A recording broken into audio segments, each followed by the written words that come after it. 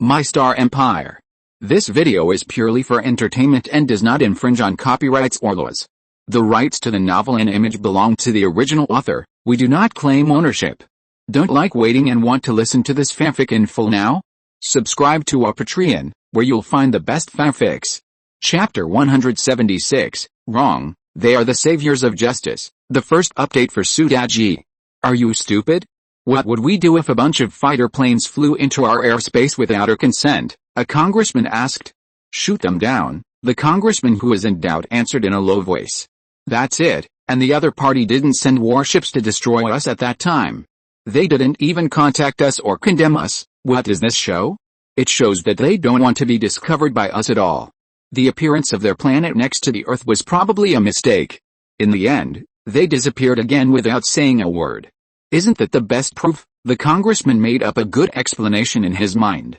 Yes, maybe there is a decentralized organization similar to the Federation in this universe.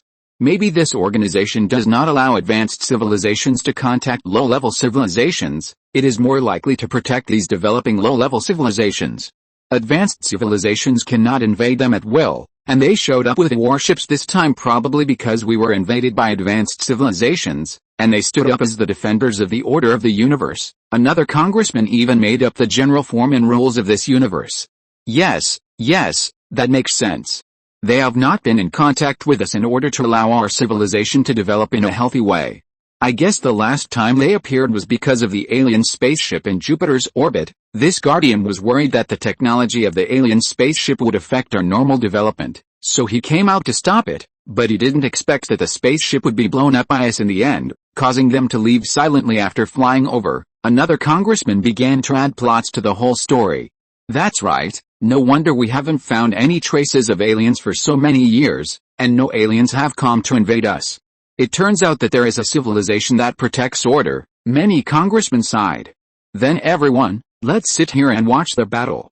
Maybe we can learn something. The Alliance speaker, who had been brainwashed by the stories that everyone had imagined, nodded. On the streets of cities on Earth, the huge monitors also returned to normal because Andal turned off the shielding equipment. The figures of the hosts broadcasting the war live reappeared on each screen. Fellow compatriots, we have received the latest news from the Earth Defense Center. An interstellar fleet responsible for protecting low-level civilizations has appeared near the Earth. As he spoke, the picture on the big screen turned into a satellite shot of the Sith Empire fleet. We have learned that this newly emerged alien civilization is likely to be a guardian civilization that protects the stable development of our low-level civilization. When we were invaded by evil aliens, this great guardian civilization stood up. They will eventually drive these evil invaders out of the solar system, the host said excitedly. The eyes of the people who had been desperate regained their spirits. The Earth is saved. The Savior has arrived. At this time, at the Sith Technology headquarters, Sue Bailing and a group of agents who had received training from the Empire were extremely excited. The Empire's fleet really arrived. The thrusters of the huge Imperial fleet that had been assembled in the orbit of the Yaman star were ignited one after another. The Imperial fleet, which originally had more cruisers than the Andal fleet, was in line. And the destroyers were guarding around, shooting towards the Andal fleet like a sharp sword. Prepare to change formations and start overclocking mode, Mingze calmly commanded from the command seat of the flagship. Connect to the Andal fleet for me. After arranging the combat matters, Mingze ordered the communications officer beside him. Communication is being connected. As the screen in front of Mingze flickered, Yizo's figure appeared on the holographic screen. Imperial people, you? Yizo opened his mouth wide before he finished speaking. The immortal emperor, Yizo screamed in shock, shouting out the nickname given to Mingze by the countries surrounding the Sith Empire. We meet again, and you Andal group are really good at making trouble. You troublemakers are everywhere, Mingze gritted his teeth and said.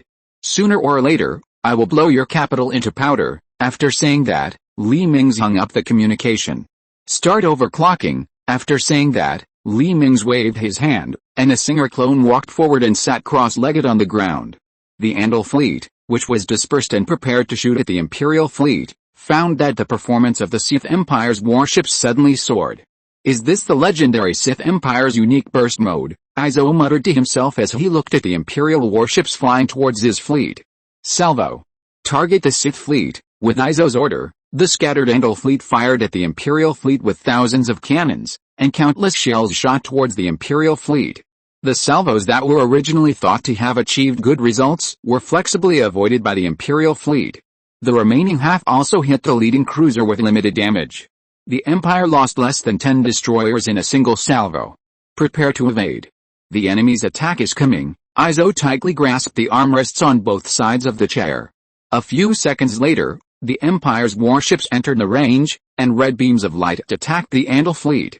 Andal's warships also began to evade the attack by moving constantly, but the efficiency was far different from the Empire's evasion efficiency. Of course, this was also due to the improved shooting accuracy of the Empire's warships, but the consequence was that Andal's warships destroyed dozens of destroyers and more than 10 cruisers. Such a high loss ratio has never appeared in the history of Andal's military group. Although the number of warships of the Sith Empire is slightly more than that of Andal, it is not enough to produce such a quantitative change. Damn it!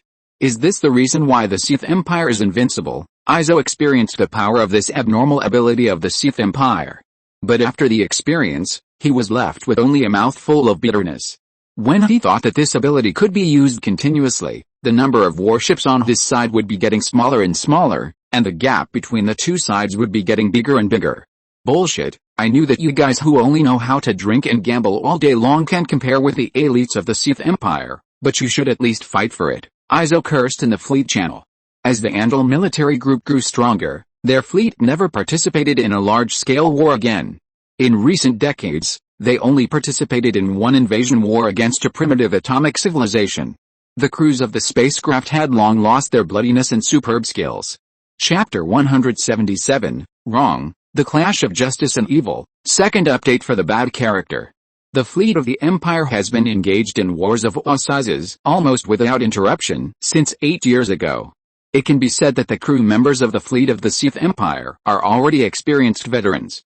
It is not surprising that the fleet composed of a bunch of good-for-nothings is beaten so badly by the fleet of the Empire, which is composed of veterans and elites and has an advantage in numbers. At this time on Earth, the fragments of the Andal battleship destroyed by the Empire fell to the Earth like a meteor shower, creating huge fireballs in the sky, but fortunately the impact of these fragments was not in the big city. But Sith technology was a bit unlucky this time, and countless fragments flew to the hyperspace communication base in the desert. Although the anti-aircraft weapons in the base were already trying their best to intercept them, these spacecraft fragments were too strong and ordinary conventional weapons could not destroy them at all. The exploding missiles only slightly changed the trajectory of these fragments. Because of the need to keep secrets, he could not leave for a short time, but Luo Tianyi, who was promoted to the deputy director of logistics at the base, was browsing the information in the room. A fragment of the Andal spacecraft reactor suddenly smashed through the roof of the base, and the huge shock wave threw Luo Tianyi off and crashed onto the table. The seriously injured Luo Tianyi spat out a mouthful of blood and a few teeth, and collapsed to the ground. A moment later, several guards from the base hurried over, removed the stones outside and carried Luo Tianyi, who was lying on the floor, out. How is she? Is her injury serious? The head of the base hurried over and asked. You know, Luo Tianyi is the person who is being paid special attention to. Sir, there is no hope. She was hit in the abdomen by the fragments of the alien fleet. Now the trace radiation and toxins in the fragments have spread throughout the body through the blood. The military doctor of the base shook his head and put down the scanner in his hand. Sir, the boss has ordered, please hand Luo Tianyi over to us. At this time, 4 agents suddenly came from behind, pushing a device similar to a dormant chamber in their hands. This is the secret operation key given by the boss. After saying that, the leader handed the data disk in his hand to the head of the base. The head of the base inserted the data disk into the terminal on his body and nodded. 4 agents walked forward and carefully placed Luo Tianyi's body into the dormant-style device that was pushed over. Through the transparent cover of the device, you can see that as a burst of frost rises from the bottom of the device, Luo Tianyi is frozen in the mysterious device. After confirming that the freezing is complete, the 4 agents pushed Luo Tianyi away from the ruins and walked towards a safe deep in the base. At this time, the TV screens in various places in the city did not pay attention to the crash debris, but were playing the scene of the Sith Empire fleet beating the Andal Alliance fleet. The host in the lower right corner of the screen was still explaining with an excited expression, "Look, fellow compatriots, The Guardians' fleet easily beat the evil invaders' fleet. Now the battle-loss ratio of both sides has reached an astonishing 1-8. The Guardians' fleet has won a complete victory. It can be said that I, the host, have seen the bright future of our human race again. With the help of the Guardians, we humans are about to get rid of the evil alien invaders. The host excitedly sprayed saliva all over the manuscript in front of him. The people on the ground couldn't help but cheer, and people ran around frantically to tell each other that the Earth would soon become safe. At this time, the two fleets in space will wait and see. We Andal will take revenge sooner or later. Yizzo connected the communication of Li Mingze's flagship, and cut off the communication after leaving a harsh word.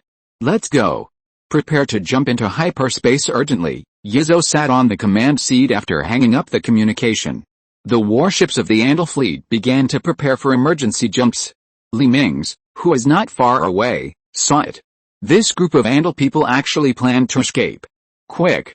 Get close to the opponent's warships and use secondary weapons to attack. All fighters and missiles are ready to release. Li Mingze decided to expand the results of the battle while the opponent didn't escape. The Imperial fleet, which received the order, accelerated suddenly and rushed towards Andal's fleet. The Empire's warships sprinted while continuously firing missile rain, and fighters flew out of the cabin of the spacecraft and rushed towards the Andal fleet. Don't let them catch up. Accelerate at full speed. Yizzo glanced at the holographic screen that was counting down. But obviously the Imperial fleet did not fulfill his wish.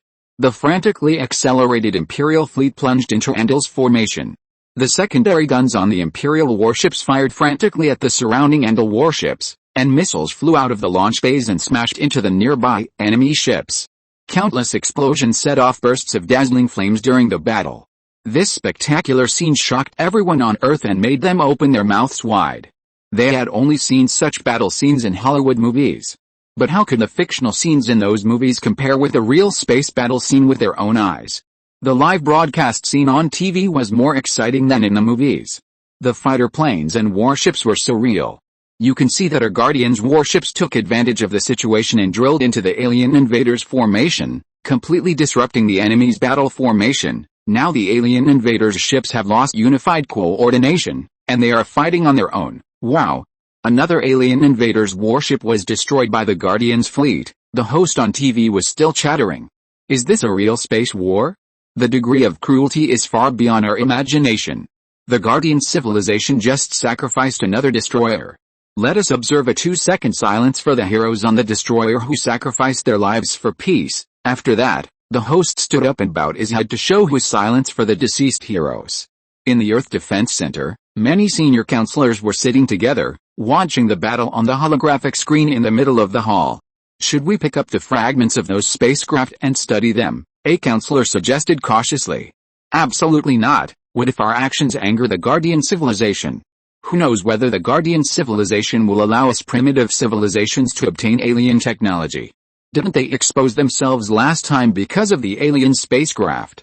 What if we transport the fragments back for research and anger them, and they turn around and leave, and you go to deal with the alien invaders' fleet? Another counselor loudly retorted. Well, he is right. We don't know the specific situation yet, so we can't be reckless. The Speaker of the Alliance nodded and agreed with the idea of the previous counselor. Then we should wait until the battle in space is over before we capture these spaceship fragments. When the battle is over, we will send ambassadors to communicate with the Guardian civilization. They should have known that they can no longer hide. The federal speaker also nodded in agreement. I will post another chapter tomorrow. And the chapter names will not be changed in the future. It's locked. If you subscribe and find that there is an anti-piracy explanation, please re-download the book. Thank you for your support. Re-downloading will not cost you a penny. Chapter 178 Contact with the Empire. In Earth orbit, Andal's fleet, which had suffered heavy losses in the Sith Empire's boarding battle, finally recharged the energy of its hyperspace engine. Let's go. Yizzo threw himself on the command chair, his ugly face covered with cuticles gloomy. Andal's fleet disappeared in a flash of lightning, leaving only the Sith Empire fleet in the starry sky. When the people on Earth saw the evil alien fleet disappear, they couldn't help crying, and the survivors couldn't help hugging each other. The alien invaders have finally been driven away. People cheered on the streets. A group of senior officials in the Earth Defense Center also applauded. Everyone, now that the evil alien invaders have been driven away, Let's hurry up and get in touch with this civilization that saved us humans, a congressman suggested. It's time to get in touch, agree, everyone echoed. When the scattered Imperial warships gathered together again, the contact message on Earth was sent to the Imperial fleet. Your Majesty, the Earthlings have sent a contact message, what should we do? The communications officer turned around and asked Li Mingze respectfully. Tell them to be ready at this coordinate at 12 noon tomorrow, and we will send someone there. Li Mingze waved his hand. Yes, sir. The communicator turned around and quickly edited a message and sent it back to Earth. Earth Defense Center on Earth. Speaker, we received their reply. They requested to make the first contact with us in this desert, the soldier in charge of communication reported to the speaker who was waiting in front of the computer. Very good, everyone, concentrate on arranging the first contact tomorrow, the speaker turned around and ordered the senior officials. That night, the leaders of the various member countries of the Earth Federation, newly established, flew to the location designated by Li Mingze, hereinafter referred to as the contact point, accompanied by the top psychologists, negotiation experts and biologists on Earth.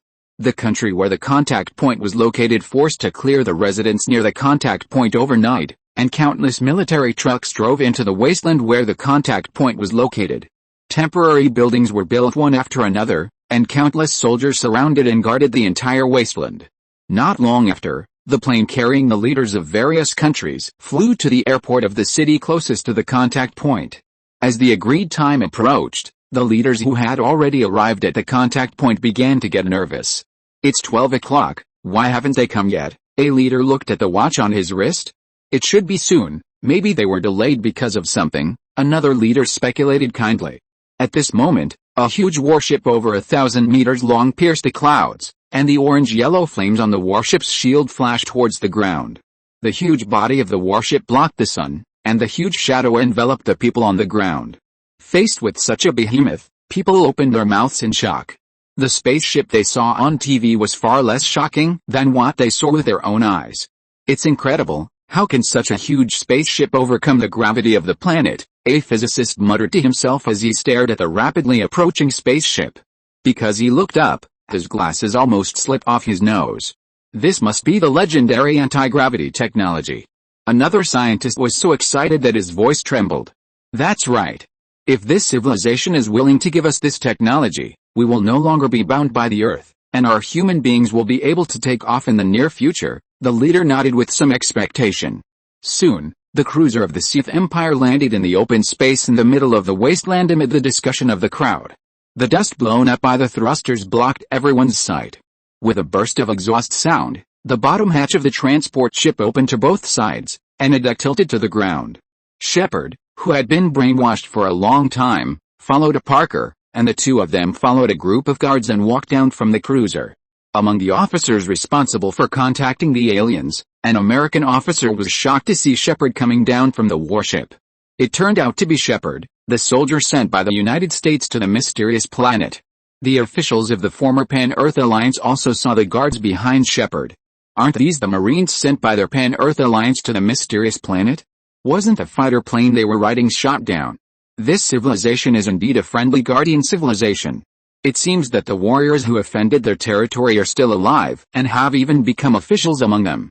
It seems that aliens must know some of the etiquette and language of the Earth, so it will be much easier for the two sides to communicate.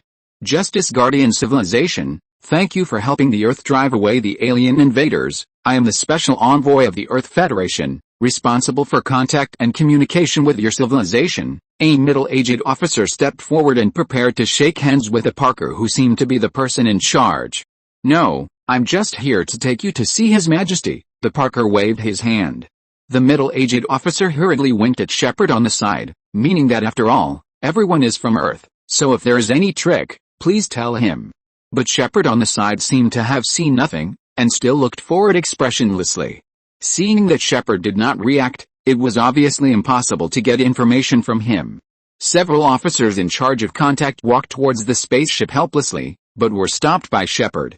I'm sorry, Your Majesty invited the Speaker of the Earth Federation. In addition, one reporter can be allowed to accompany. We will be responsible for forwarding the signal. After saying this, Shepard still looked forward with an expressionless face. The Speaker of the Federation, who was standing in the crowd, shook his head and nodded to a reporter beside him to accompany him. He pushed aside the guards in front of him and walked forward. "Let's go." Everyone wanted to say something but hesitated. The speaker waved his hand back to indicate that everyone was relieved, and walked to the deck of the cruiser with the reporters. The Parkers and Shepard who were responsible for welcoming them also followed the speaker onto the spacecraft, and the guards put away their weapons and followed. "Shepard, I know you, the hero of anti-intelligent life. How are you doing on the alien planet now?" The speaker tried to get some information from Shepard. "Very well." After a perfunctory word, Shepard stopped talking and continued to look forward with an expressionless face, which made the speaker who was trying to get the words a little embarrassed. As everyone boarded the cruiser, the deck at the bottom of the cruiser was retracted upwards, and the hatches on both sides were tightly closed. The cruiser flew into the sky under the power of the bottom thrusters and anti-gravity engines. The strong winds from the thrusters once again blocked the sight of the people on the ground. "Hello everyone, I am the live reporter for this broadcast, Alaya. I am now in the spaceship of this alien civilization. They helped us humans drive away the evil invaders. The images you see now are relayed by this alien civilization." A beautiful reporter held up a camera and looked around the corridor of the cruiser. Chapter 179. Are you suitable? Dear audience friends, we will be able to meet the supreme leader of this civilization in a while. Olaya has come to a reception room, and the blue earth is outside the porthole of the reception room. Look, we are approaching the fleet of this alien civilization. Olaya turned the camera to the Imperial fleet that was in the Earth's orbit. The silver hull of the Imperial battleship shone in the sun, and the streamlined hull design was full of technological beauty, but the whole fleet gave people a feeling of being so majestic and domineering. As the cruiser where Olaya was slowly approached the Imperial fleet, several fighter planes flew out of the fleet and guarded the cruiser on both sides. A cruiser with silver paint and gold texture appeared in the camera. Dear audience, if I am not mistaken, the spaceship with gold texture is the flagship of the alien fleet we are about to go to. Olaya looked at the majestic battleship in the sun and said obsessively.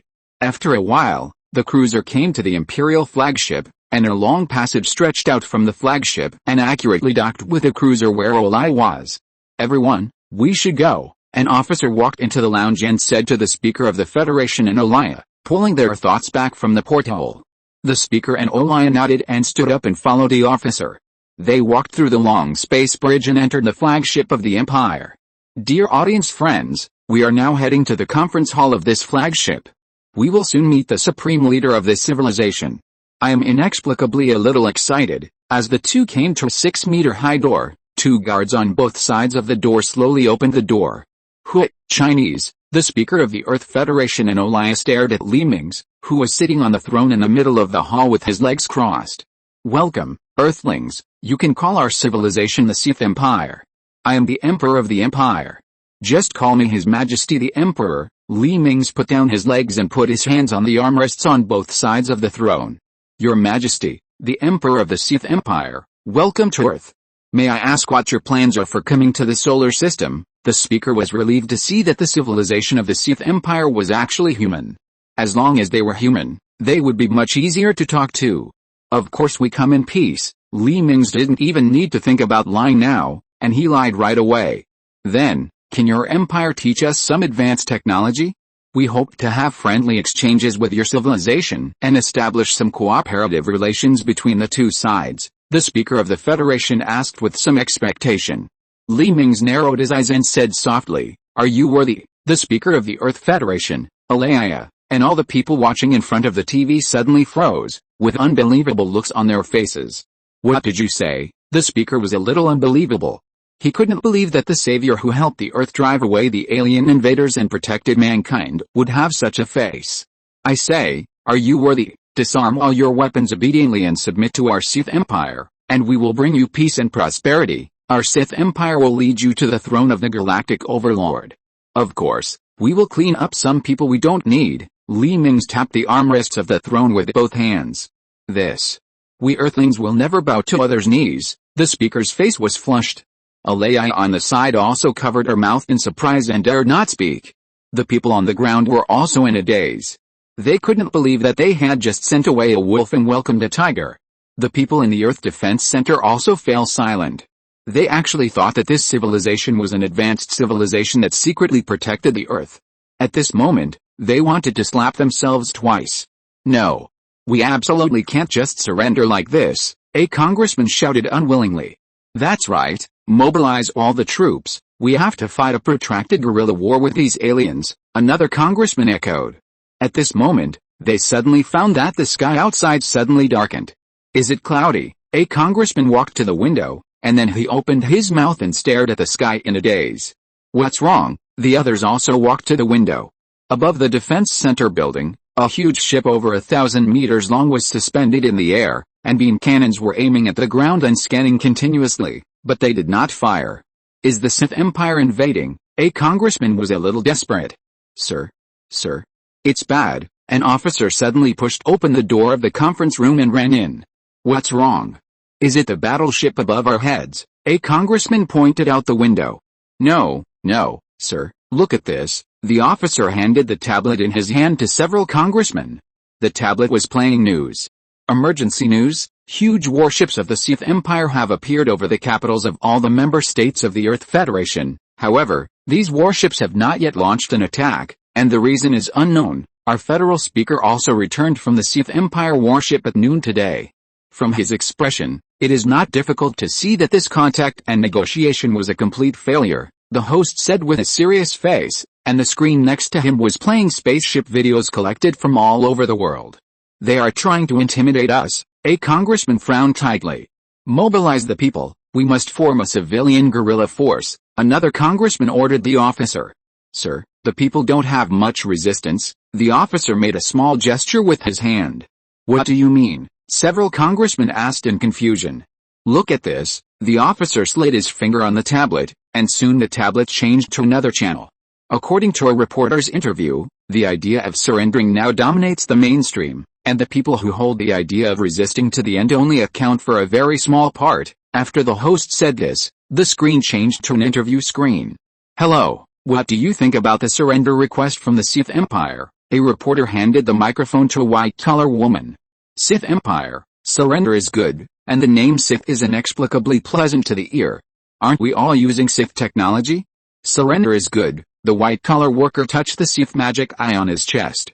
So, big brother, what do you think about the Sith Empire's request for us to surrender? The reporter found a middle-aged uncle again. Of course, surrender to the Sith Empire.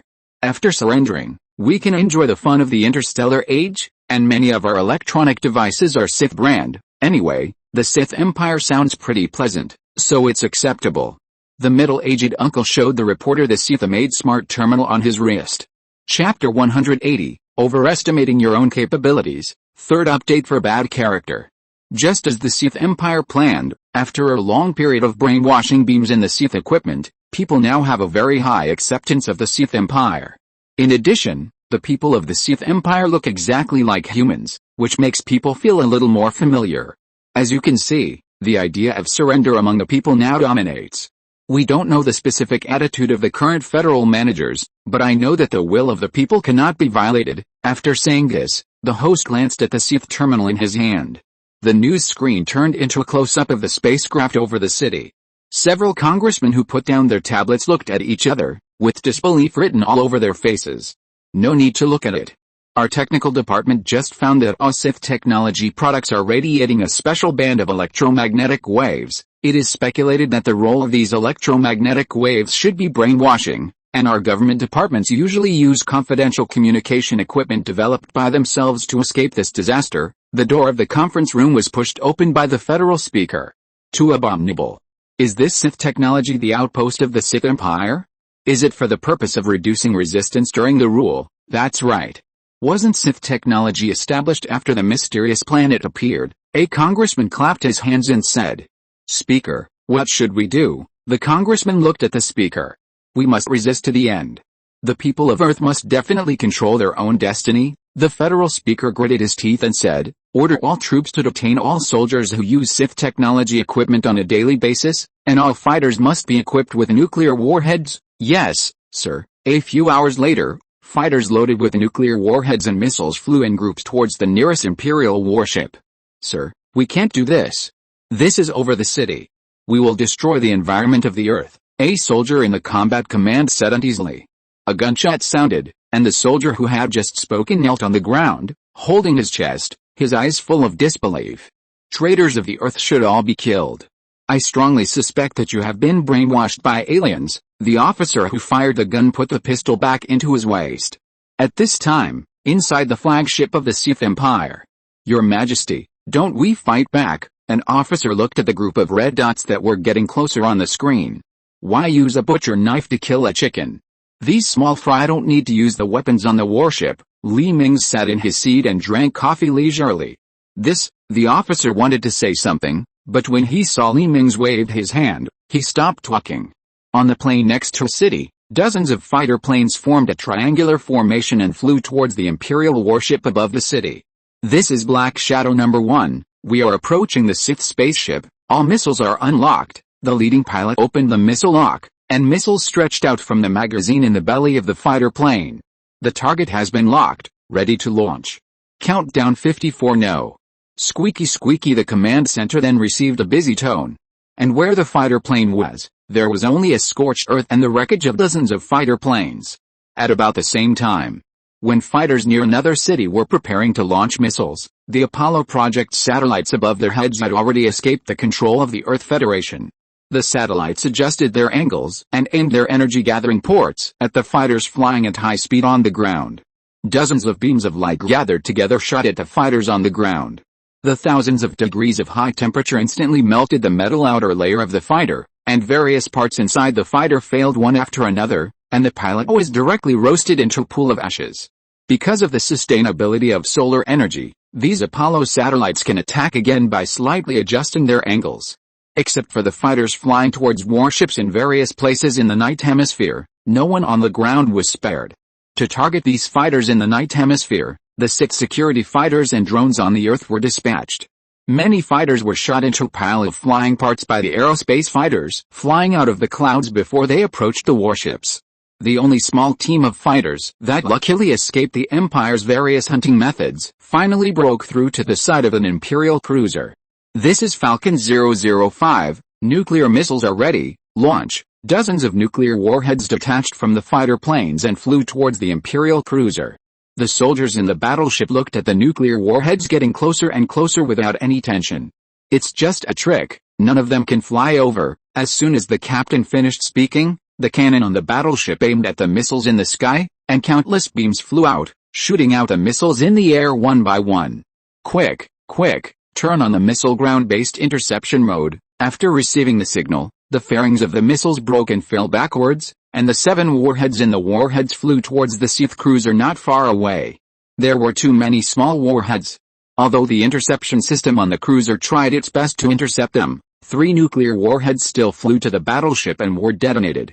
3 huge mushroom clouds rose into the sky, and the dazzling light interfered with all the observation equipment on the Earth. "Send out the drones, I want to know the results of the battle," the officer of the Air Force Command ordered.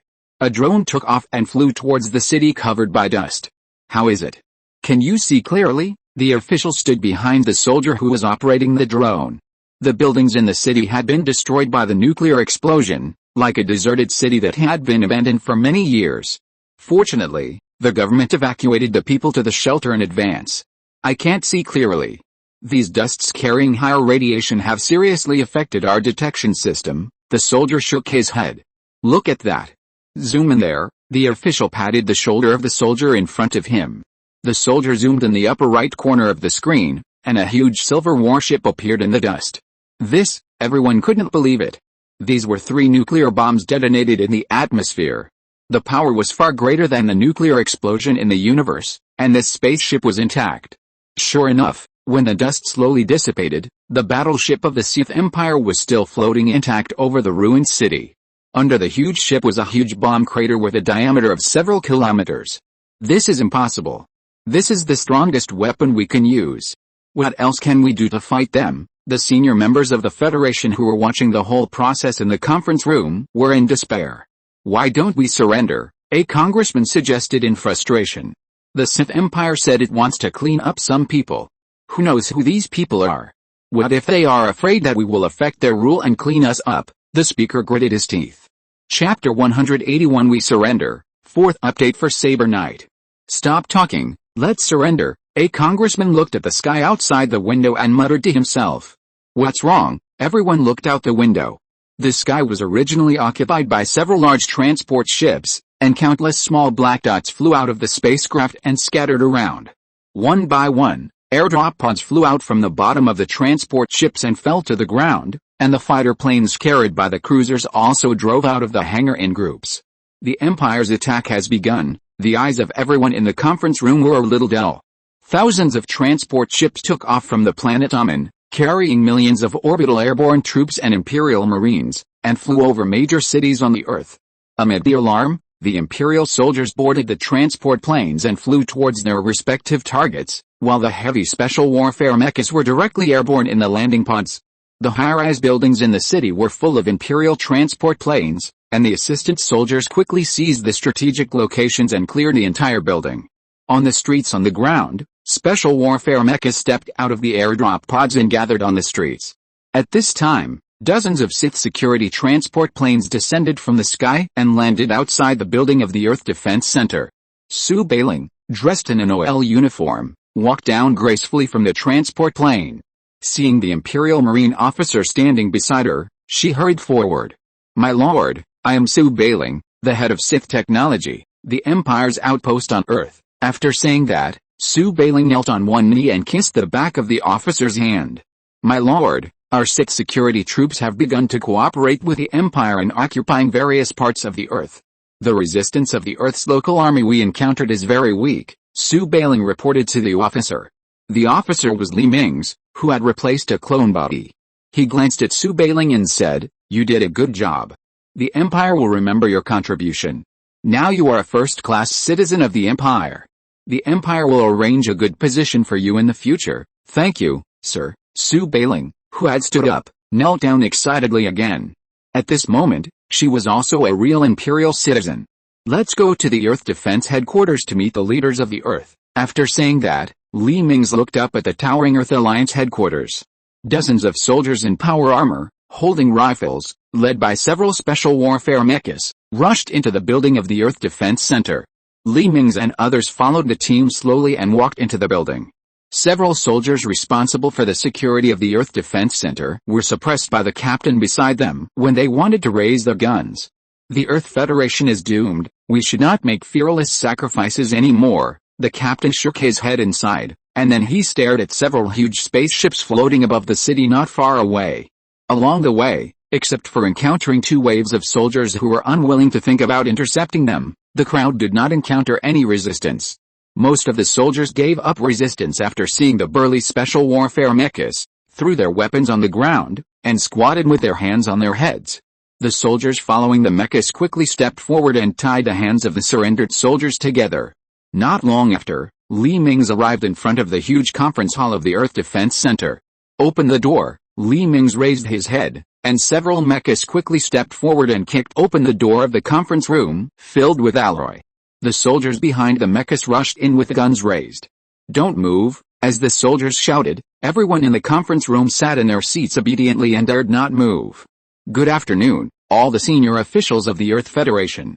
I am here on behalf of the Empire to discuss your surrender to the Sith Empire. Li Mingze put his hands behind his back and walked slowly into the conference room.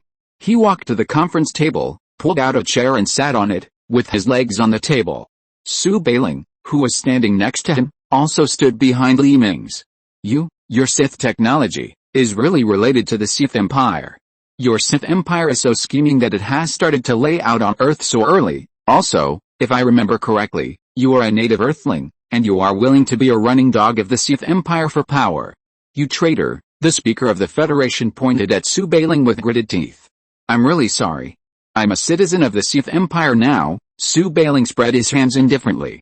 You, the speaker at the side almost had a heart attack when he heard this. Silence. Li Mingze slammed the table fiercely, and the pressure cultivated by the Emperor for many years made the entire conference room quiet. Don't talk nonsense.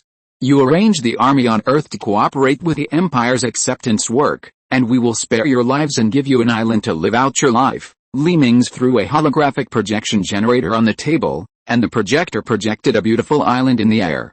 This island is where all of you military and political leaders are going. There's everything you need to eat, Drink and have fun here. As long as you cooperate with our work, otherwise, Mingze said and waved his hand, and the soldiers standing on both sides of the hall raised their gauze rifles in their hands and aimed them at the federal congressman present. How about it? Have you thought about it? Mingze asked frivolously while playing with a pistol in his hand.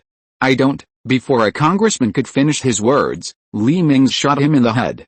The hearts of the senior officials trembled violently. The two officials whose brains were splashed had yellow blood flowing down their trouser legs. We agree, the speaker thought for a moment and said this sentence with effort. After he finished speaking, his whole body seemed to be exhausted and fell on the chair.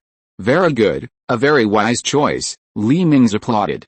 Su Bailing, arrange for reporters to come over, and the two who peed their pants over there, go and carry the body away and clean it up. Mingze raised his pistol and pointed at the two congressmen who peed their pants.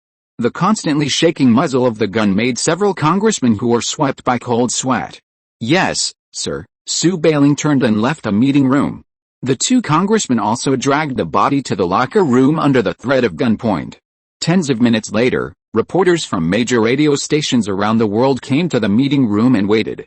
I'll go out first. His Majesty the Great Emperor will come to sign your surrender agreement in a while. After saying that, Mingze stood up and hummed a little song and walked out of the meeting room. Mingze, who left the Earth Defense Center and returned to the transport ship, laid his body back in the hibernation chamber and switched back to his original double. In the flagship in Earth orbit, Mingze climbed out of the hibernation chamber, washed up, put on a gorgeous power armor, and a black cloak with the Imperial emblem draped behind him. Chapter 182 Earth Surrender Ceremony, 5th update for those who like reading. Under the gaze of the cameras of many reporters, the flagship of the Sith Empire slowly hovered in the open space in front of the Earth Defense Center building. The deck at the bottom of the flagship tilted to the ground, and a sound of footsteps came. Hundreds of Imperial guards in black power armor ran down from the flagship and stood in 2 rows on both sides of the road leading to the Earth Defense Center building in front of the deck. Then 6 black special combat mechas walked down from the flagship holding the flag of the Empire, and the flags in their hands danced in the wind. Mingze, wearing gorgeous power armor, followed the mecha and slowly walked down the flagship, followed by 2 guards in black power armor. As the passionate Imperial National Anthem March of the Imperial Marines sounded, the guards standing on both sides of the road patted their chests in unison and stretched their right hands into the air. Long live His Majesty! Long live the Empire! The mighty roar of the guards resounded throughout the square. This scene was photographed by many reporters and spread all over the world. At this moment, Mingze's heroic figure was firmly imprinted in everyone's mind. As Mingze stepped into the conference hall, countless flashes lit up, making his eyes slightly uncomfortable. As he pressed his hand, the flashes in the hall stopped flashing. Mingze slowly came to the conference table, and 2 maids hurriedly trotted forward to help him open the chair. Mingze handsomely lifted his cloak and sat at the head of the conference table, with his elbows on the table and his hands clenched into fists, while 2 guards stood on both sides behind him. Sign it, Mingze said softly.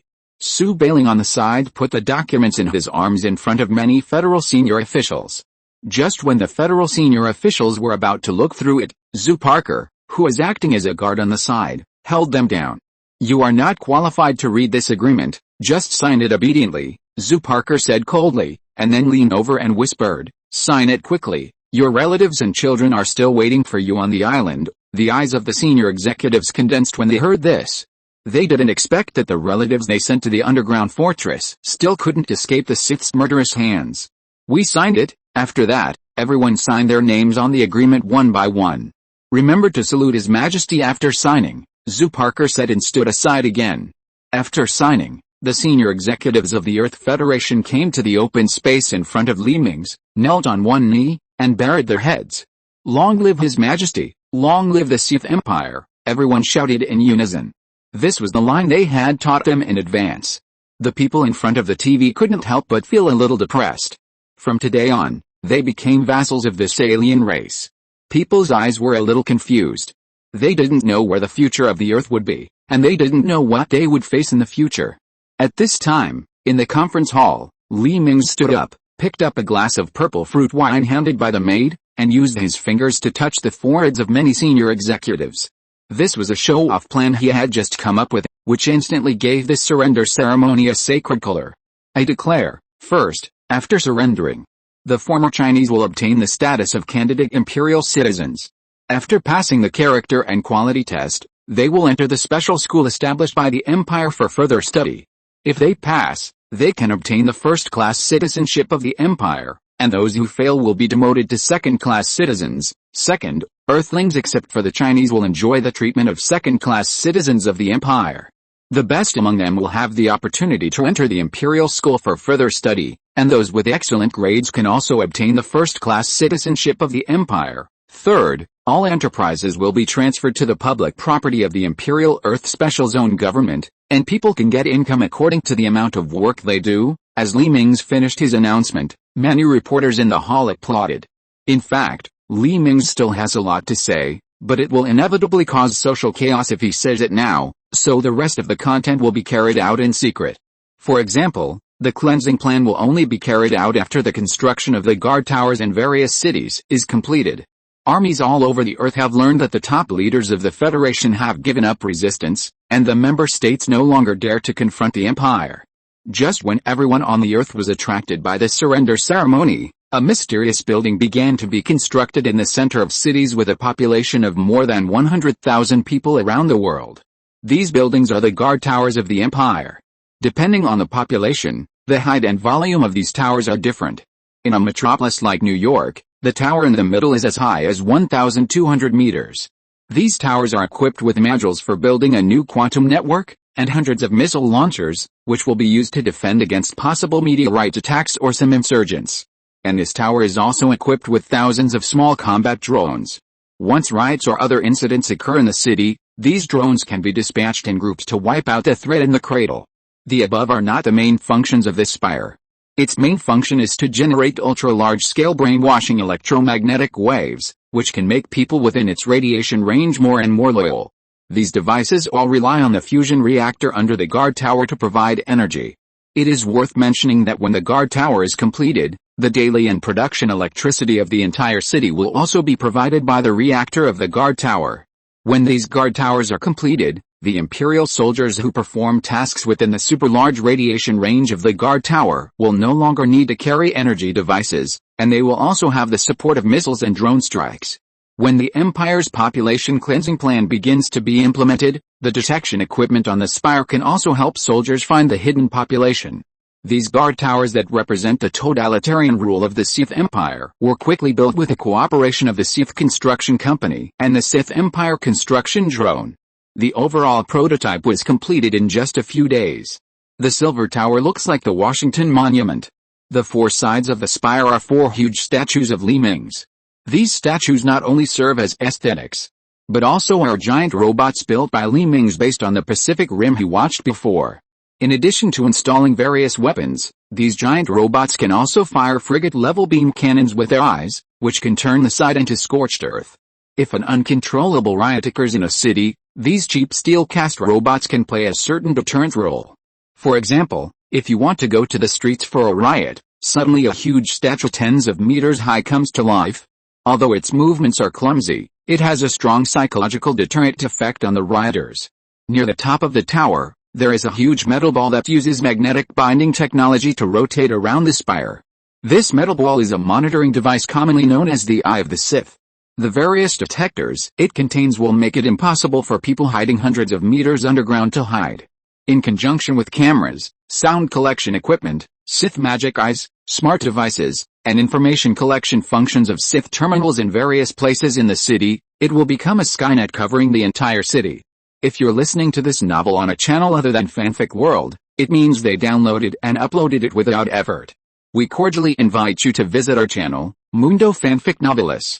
There you'll find the original version of this story and you can explore many other novels of various genres. We're waiting for you to immerse yourself in a world of incredible novels. Chapter 183 Cleansing Operation, 6th update for those who like reading. 5 days later, the guard tower was completely completed.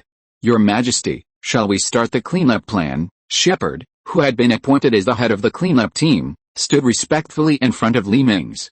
Has the guard tower been put into use? Li Mingze curiously called up the unread report in the terminal.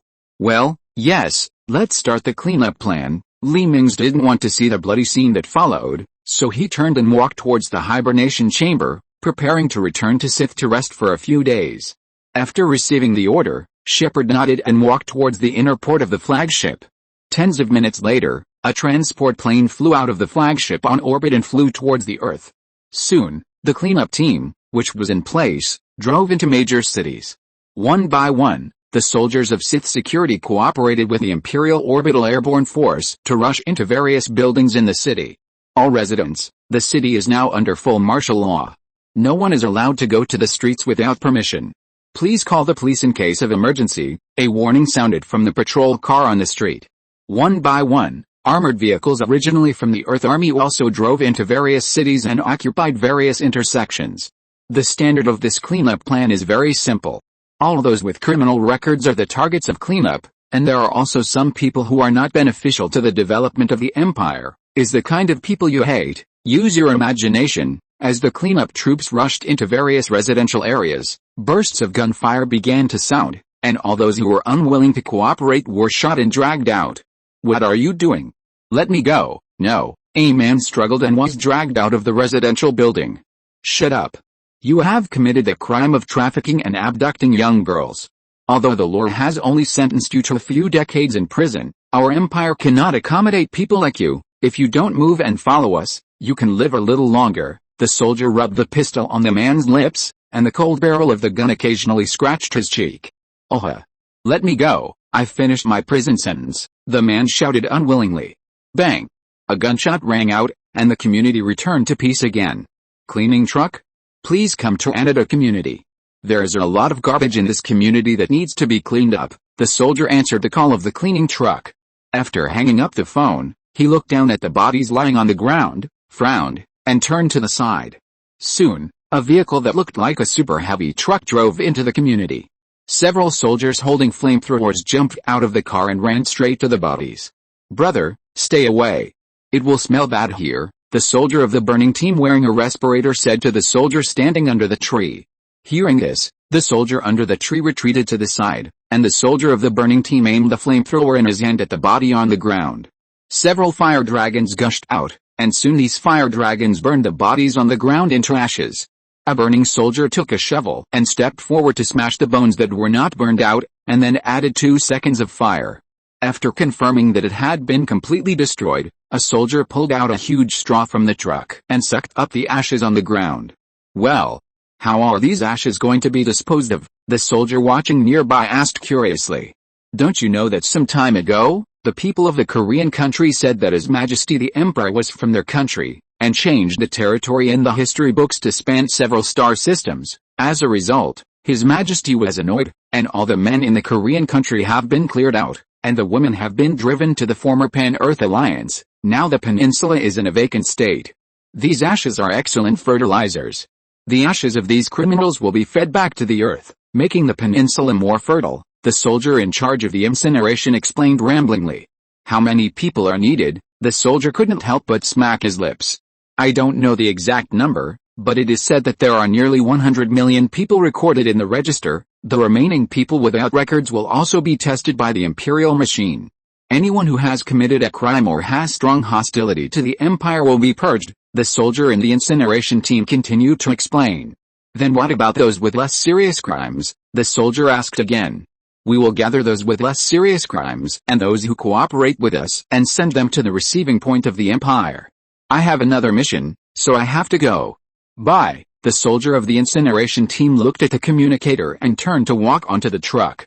What they didn't know was that those with less serious crimes would be assigned to the Orbital Airborne Army, while those with more serious crimes but who actively cooperated would be sent to the biochemical laboratory as test subjects, and they would still be able to eat and drink well for a while before it was their turn to go to the operating table.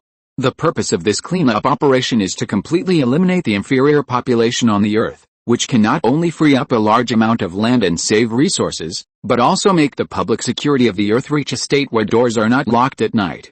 In addition, all useless people who may disrupt social stability and the rule of the Empire are also included in the cleanup. After this cleanup, the Empire's control over the Earth can be raised to a relatively high level. At the same time, The education reform plan for the Earth also began, and the original textbooks of various countries were replaced by new textbooks that had been prepared for the Earthlings. At the same time, Chinese became a compulsory language, and those who did not pass the Chinese level 4 within 6 years would be cleared out. This is hard for those non-Chinese speaking countries. From top to bottom, they are all learning Chinese like crazy every day, fearing that they will be cleared out by the empire one day. The description of the Earth in the textbooks of various countries has also become that the Earth is the inherent territory of the Sith Empire. The Sith people and the Earthlings were actually the same race a long time ago, but one day the Sith Empire's ships entered a natural wormhole and a bunch of other reasons. And now, the Empire came to Earth not to conquer, but to allow the former compatriots to adapt to interstellar life as soon as possible. The current second-class citizen status is just labor pains. That's right, the labor pains of reform. A few days later, in the blue brick, Mingze was playing with a transformed red dot. The red dot, which has an IQ of no less than a 16-year-old child, was jumping on the floor, pretending to be crazy and foolish to please Mingze, without the majesty of its alien mother ancestors who once intimidated the starry sky. Your Majesty, the project on New Star is completed. Tianyi's figure appeared beside Mingze. Oh? I'll go check it out. After saying that, Mingze touched Red Dot's head and turned to walk into the hibernation chamber. Tianyi's figure also disappeared in the room. After making sure that there was no one around, Red Dot returned to normal. A gleam of light flashed in his eyes, and he jumped onto the sofa. Red Dot, who was lying on the sofa, turned on the TV and switched to the Animal World program, while holding the popcorn and drinks left over by Mingze on the table in his arms, with a silly smile on his sharp-toothed mouth. Good-looking people still owe 3 chapters, and I will pay it back tomorrow. Dandan Danho still owes 1 chapter. I will pay it back the day after tomorrow. No matter how beautiful the leader Sudaji is, there will be 10 more chapters, and I will slowly add more chapters the day after tomorrow. Woohoo, I'm going to explode. Please understand that the author's 5 chapters a day is really the limit. Don't subscribe to the chapters at 0 o'clock tomorrow morning. If you have subscribed, delete it and download the book again. It won't cost you a penny more. Chapter 184, Start to Rush the Army. New Star General Control Center. Mingze climbed out of the hibernation chamber in the control center, put on the power armor and walked into the control room. Your Majesty, everyone in the control center stood up and saluted. When will the cultivation equipment be installed? Mingze walked to the terminal in the middle of the control room. Your Majesty, the cultivation chamber has been installed now, and there is a Sith cultivation center below us. After that, the person in charge pressed a button. Amid a burst of mechanical sounds, the control hall composed of transparent tempered glass began to sink underground. As the control room continued to descend, the glass walls around it became pitch black, and only the sound of the lifting equipment was left in the control room. How long will it take to reach the resettlement area? Mingze frowned, and the depressing environment made him a little uncomfortable. Soon, Your Majesty, it's just that the dark environment around you makes you feel the time has slowed down, the person in charge replied. Sure enough, after a while, lights appeared outside the glass wall of the control hall. Mingze walked to the glass wall on one side and looked at the construction site not far away. Rows of transparent glass culture tanks were neatly stacked like containers in a supermarket. Dozens of robotic arms were hanging down from the huge hall, picking up the culture tanks on the ground and placing them in empty positions. How many culture tanks can this culture hall hold? Mingze said as he walked to the other side of the control room's glass wall. Outside the glass wall, countless robots were welding metal frames.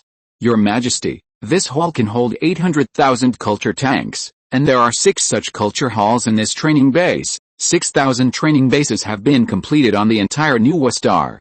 It only takes 1.5 years for us to train 33.6 billion new humans. The genes of these new humans are optimized, and they can easily reach the limit of the physical fitness of ordinary people, the person in charge replied.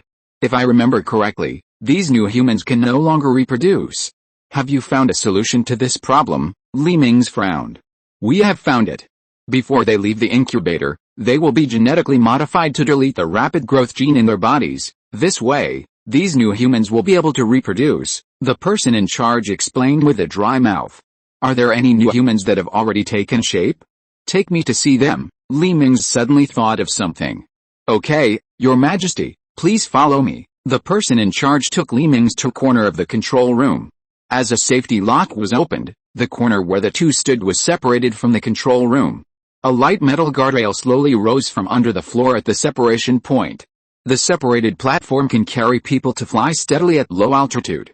Li Mingze and the person in charge took the flying platform to bypass the control room and flew deep into the cultivation hall that had been built and installed.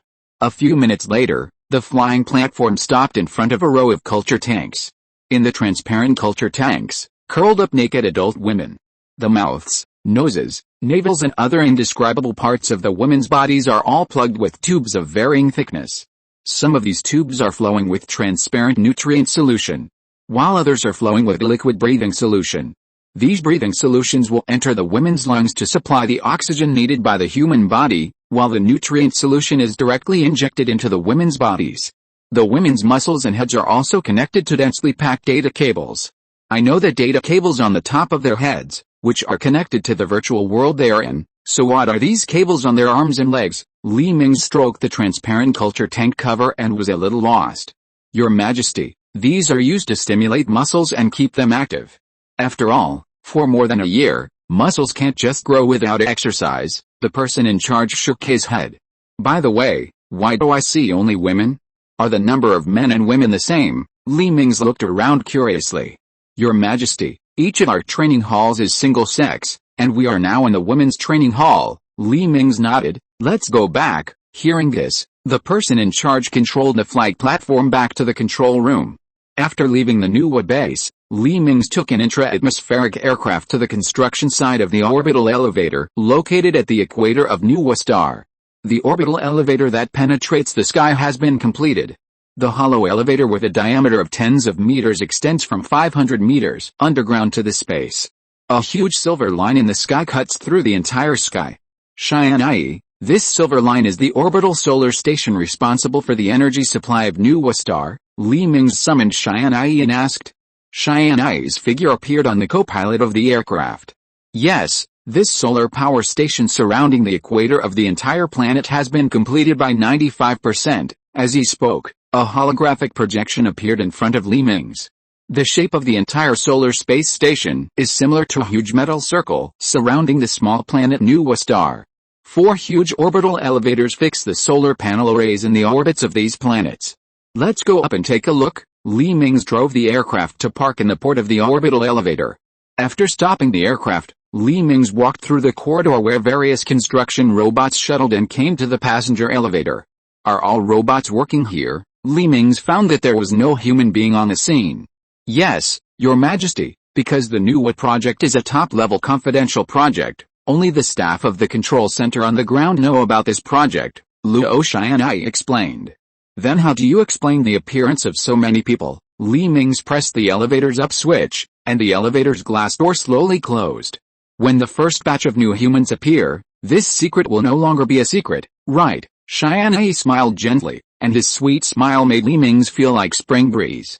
Recently, he felt that Tianyi was getting warmer and warmer, no longer the cold and aloof style at the beginning. I don't know if it's an illusion. As the elevator rose rapidly, the scenery on the ground became smaller and smaller, and the robots on the ground soon became as small as sesame seeds until they disappeared. Tens of minutes later, the elevator stopped in the space station at the top of the orbital elevator. What came into view was a hall with a huge hourglass roof, and the hall was still empty. This is the energy transmission center in orbit. The energy obtained from the 10,000 kilometer-long solar panels surrounding the equator of Nuwa star will be gathered together through 4 space stations around the world. Then it will be transmitted through the energy transmission device in the space station to the underground cultivation device and the supercomputer that will provide these new humans with a dozen years of life. Tianyi's figure turned into a hologram that simulated the flow of energy. Chapter 185 Human Resistance. Your Majesty, there is an urgent matter on Earth that needs your attention. Tianyi, who was explaining to Li Mingze, suddenly froze and said, Oh? What's the matter? Li Mingze was a little surprised. What could surprise Tianyi so much? Your Majesty, a group of rebels appeared on Earth. This group of rebels broke into the ruins of an unknown civilization on Earth during the siege some time ago. There is a kind of metal disc in this relic that can make people teleport instantly. Now this group of rebels has used these discs to escape. Tianyi shook his head in frustration. Oh? A device that can make people teleport instantly? Mingze's eyes lit up slightly. He was not upset because of the escape of the rebels. Instead, he was excited as if he had discovered a new continent. Yes, if we can obtain this technology, our empire's fleet will be invincible, Tianyi said with some temptation. I'll go back to Earth now. Please help me destroy this body or send it back to the hibernation chamber. After that, Mingze cut off the connection with his body, dividing line. Time goes back to one day ago. In the city next to the pyramids in Egypt, a row of off-road vehicles were driving fast in the city. Dozens of drones flew over the city at high speed in the sky, and a row of bullets shot the glass of the roadside shops into pieces. Damn, these drones of the Sith Empire are really haunting, Anderson cursed while controlling the steering wheel. They are the elite soldiers of various countries who are unwilling to succumb to the iron hoof of the Sith Empire. They use their amazing special operations capabilities to roam in the mountains around the city. But until they accidentally discovered an ancient parchment scroll in a temple-like ruin in a deep mountain, it recorded the mysterious artifact buried at the bottom of the Egyptian pyramid. It is said that this artifact can give people the ability to teleport instantly. Anderson and others were excited to think that with this artifact, they would no longer have to hide in the mountains to survive, but could enter the city under the close surveillance of the Empire. It took them several days to sneak into Egypt by smuggling, but they were discovered by the Eye of Sith on the guard tower in the middle of the city as soon as they entered the city. In desperation, they could only rob 5 off-road vehicles from an off-road vehicle 4S shop on the roadside to escape. Let's go inside the mall. Anderson picked up the walkie-talkie and shouted to his teammates. One after another, the off-road vehicles broke through the huge French windows of the mall and drove into the mall. The target enters the building, missile launch. 2 drones ejected the missiles in the cabin and flew towards the building not far away. After launching the missiles, the 2 drones raised their noses and climbed into the air. A huge explosion sounded, and the huge mall was blown to pieces in the explosion. Fortunately, it was 5 o'clock in the morning and the mall had not opened yet, otherwise it would be unknown how many innocent lives would be killed and injured. However, the off-road vehicle that had already driven to the door on the other side of the mall broke the glass of the mall again. In a violent explosion of flames, 5 off-road vehicles broke through the glass of the mall and came to the street. However, a piece of rubble that fell from the sky smashed the last off-road vehicle into a discus. Let's go. We must persist to the pyramid, Anderson gritted his teeth. 4 off-road vehicles started to run on the road again. The security personnel in the Imperial Guard Tower saw that the drones could not deal with the rebels, and quickly connected the patrol team's communication. There is a small group of rebel soldiers here that you need to deal with. The drones are currently being installed, and only 20 can be used. Got it, we'll be there soon. The captain of the patrol team hung up the communication. A few minutes later, several small aircraft roared towards Anderson's direction. At this time, Anderson and others were very close to the pyramid. Come on, there are still 2 kilometers. Anderson stepped on the accelerator frantically, and the off-road vehicle was driving fast on the road, as if the car would leave the ground and fly up in the next moment. Suddenly, there was a loud noise, and an off-road vehicle failed to dodge in time and hit the oncoming truck. Damn it, Anderson hit the steering wheel hard. Here. The pyramid is ahead. Anderson's teammate in the co-pilot seat excitedly pulled out the parchment scroll. That's the pyramid. The teammate pointed to a pyramid in the center not far away and said. But how do we get in? Anderson looked helplessly at the enclosed pyramid made of huge stones. At this time, 3 aircrafts had already flown over Anderson and his companions, and the machine guns under the belly of the aircraft began to rotate slowly. One shell after another was fired at the off-road vehicle of Anderson and his companions. Where is the entrance? Anderson's teammate in the co-pilot seat pointed at an open stone door and shouted. That must be a scenic spot. Anderson felt a little disappointed, but he had no choice. So he drove the off-road vehicle towards the stone door. Kill them. The pilot of the aircraft flicked open the protective cover on the control handle, revealing the red button inside. Missiles ready. Fire. Dozens of small missiles flew out of the magazines under the wings on both sides of the aircraft, heading straight for Anderson and his companions on the ground. Anderson evaded the many incoming missiles with a flexible drift, but the violent explosion caused by the missiles hitting the ground and the pyramid still overturned the off-road vehicle to the ground. Cough, rush into the pyramid through the gap. Anderson coughed up 2 mouthfuls of blood, climbed out of the off-road vehicle and ran towards the gap created by the missile. The machine gun shells behind him kept biting him, and Anderson rolled forward and hid in the gap until he got close to the gap. The bullets from the aircraft machine gun also shot on the rocks and hit the rocks. 3 rebels have escaped into the pyramid. Should we blow up the pyramid? The aircraft pilot was a Parker, and he had no idea of protecting cultural relics on Earth. Send a team in. Our scanners can't penetrate the pyramid. They are planning to organize an exploration team to enter the underground palace of the pyramid. We can't blow it up. However, the control center gave him some bad news. You go down. The driver looked back at the soldiers in the cabin. A moment later, more than a dozen auxiliary soldiers wearing simple power armor jumped off the aircraft and ran into the pyramid. At this time, Anderson and his 3 men who had already entered the pyramid came to a huge underground palace. Anderson and others looked at the inexplicable electric light flashing on the wall of the hall. It's been thousands of years, and there is still energy in this building, Anderson muttered to himself as he looked at a floating holographic screen not far away. Who among you can understand it? Anderson asked his 2 teammates. It seems to be ancient Egyptian hieroglyphics. Let me take a look. A teammate walked in front of the holographic screen. Chapter 186, The Disk That Controls Space. Third update for those who like reading. Get. Disk. Control. Space. Anderson's teammates read softly to the holographic screen. What do you mean? Is it this disk? Anderson took out a metal disk from a platform in front of the holographic screen. How do I use this? Anderson curiously played with a disk in his hand. The instructions say that if you rotate the upper and lower layers of the disk in opposite directions, you can gain the mysterious power to control space. As he said this, the team member also picked up a disk from the platform and rotated the upper and lower surfaces in opposite directions. Nothing has changed. Before he finished speaking, the man disappeared from his original place with lightning and appeared at the other end of the hall. Oh my God, how did you do it? Anderson and another team member were shocked. It seems that I looked here and thought about coming here, and in the blink of an eye I appeared here. The team member's tone was a little excited. Hearing this, Anderson and the other 2 also rotated the discs in their hands 180 degrees in the opposite direction.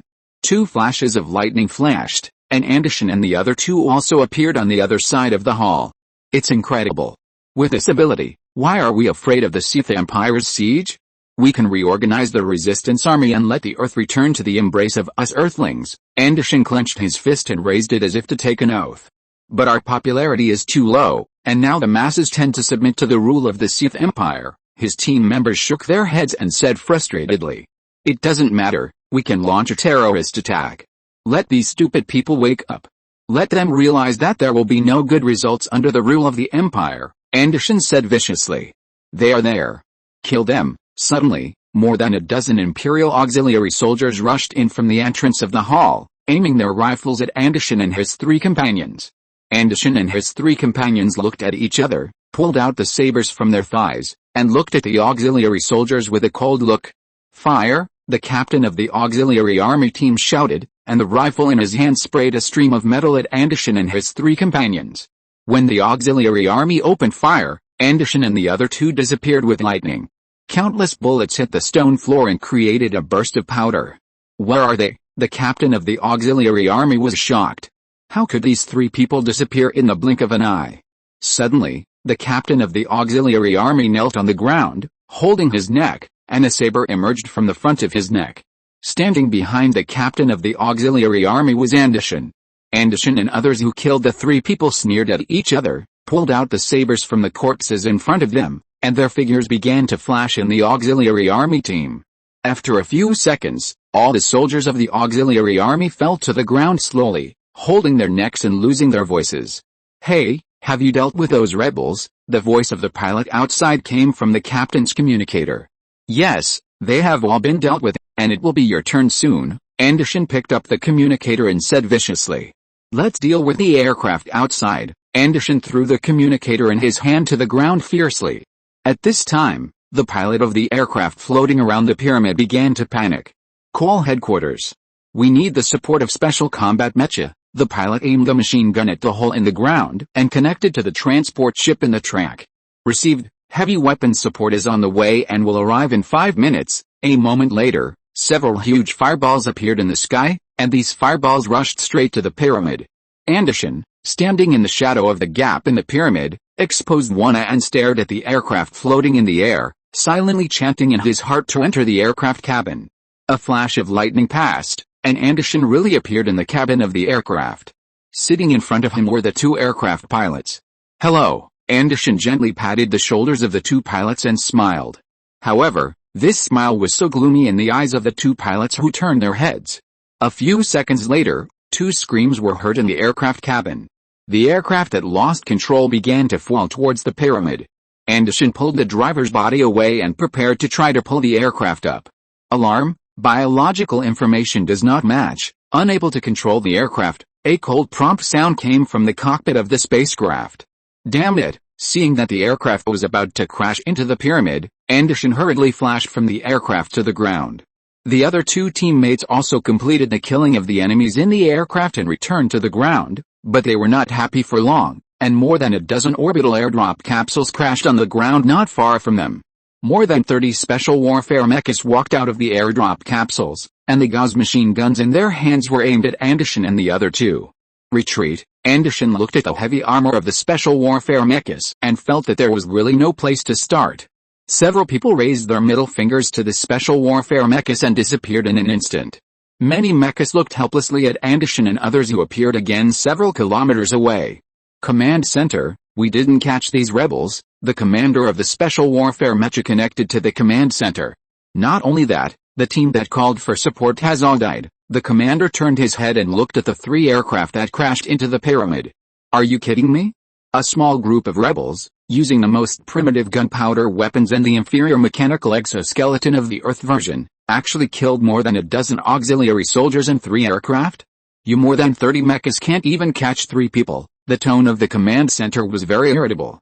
Sir, this group of rebels seems to have mastered some kind of ability to teleport instantly. The commander of the special warfare mecha was a little embarrassed. Oh? Search around to see if there are any clues? They don't have this ability in the city, otherwise they wouldn't have to escape. The people in the command center were watching the video playback of Anderson and others chasing in the city. Yes, sir, the commander waved his hand, and dozens of mechas scattered. Soon the underground palace under the pyramid was discovered, and relevant information about the metal disc that can control space was also discovered. But it is a pity that from the traces on the table, there are only 3 devices that can control space and allow people to teleport, and all 3 devices have disappeared. This is a matter of great importance. We must report it to His Majesty immediately. The person in charge of the command center had a headache. He would inevitably be accused of poor handling and lack supervision. Not only did they allow the rebels to sneak into the city with the Sith Guard Tower, and they failed to capture the rebels despite the sacrifice of so many soldiers, but they also allowed the rebels to enter the underground palace of the pyramid and obtain the precious technology left by an unknown civilization.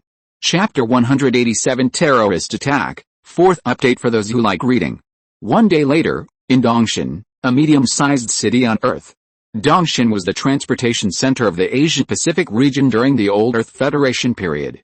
The Dongshan Maglev High-Speed Railway Station is a transit station for super maglev high-speed railways connecting Asian countries. Its status in Asia is no less than that of the Central Plains in China. Dongshan has therefore become a distribution center for goods from Asian countries.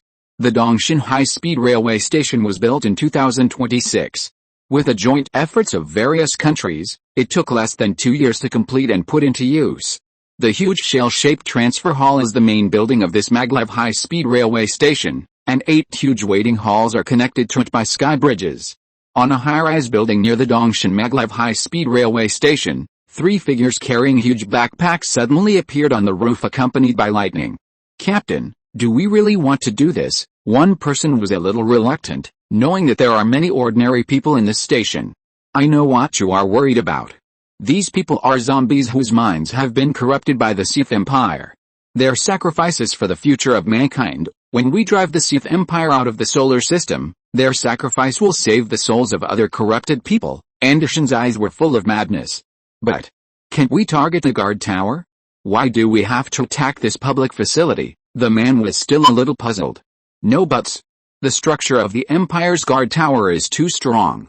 The explosives we got may not be able to blow it down, But the buildings from the Earth Federation period are much easier to deal with. Anderson patted the explosives in the backpack behind him.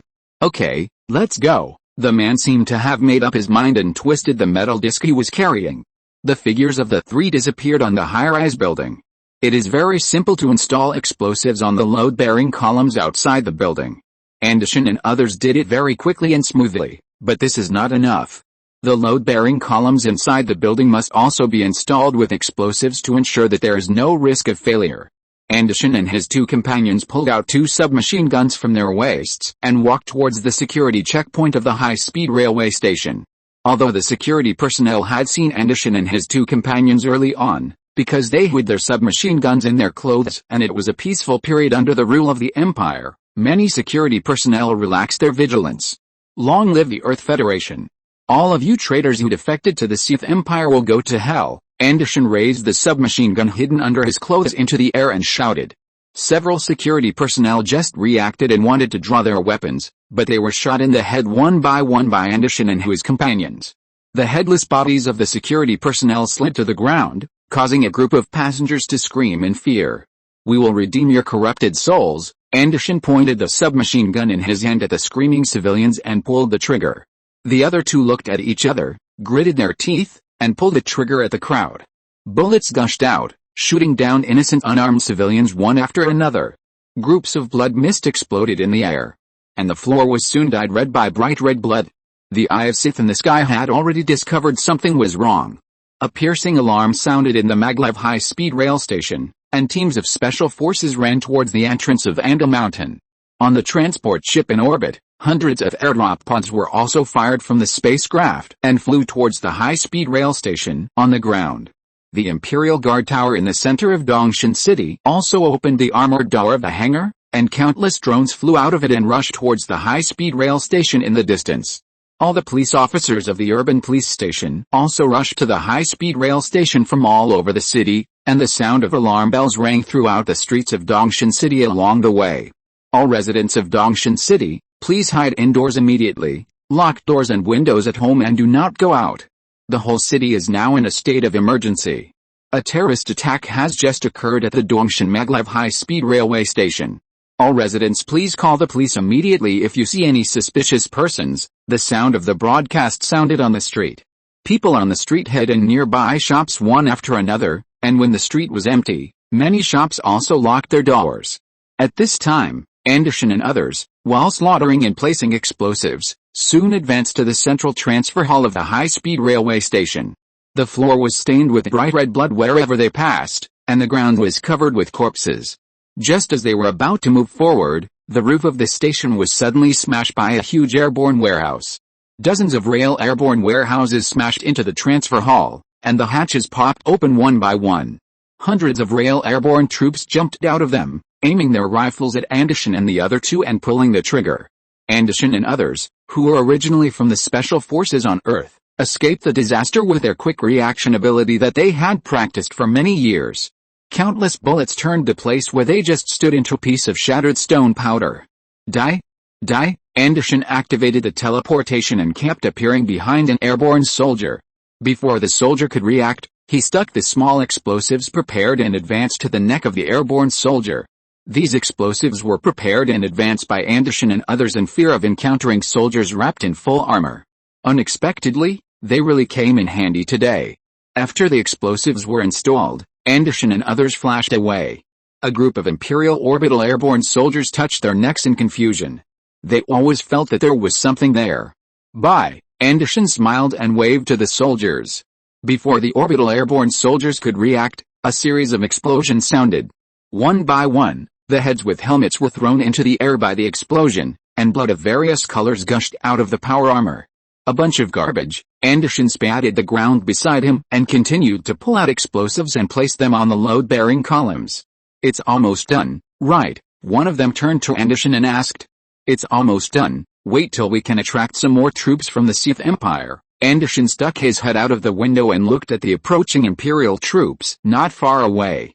A few minutes later, the large Imperial army entered the station hall from 8 entrances, and a group of police officers also poured into the waiting hall. It's okay, let's go. Anderson disappeared in the hall with a flash of light, and the other two followed closely behind him, flashing towards the open space in the distance.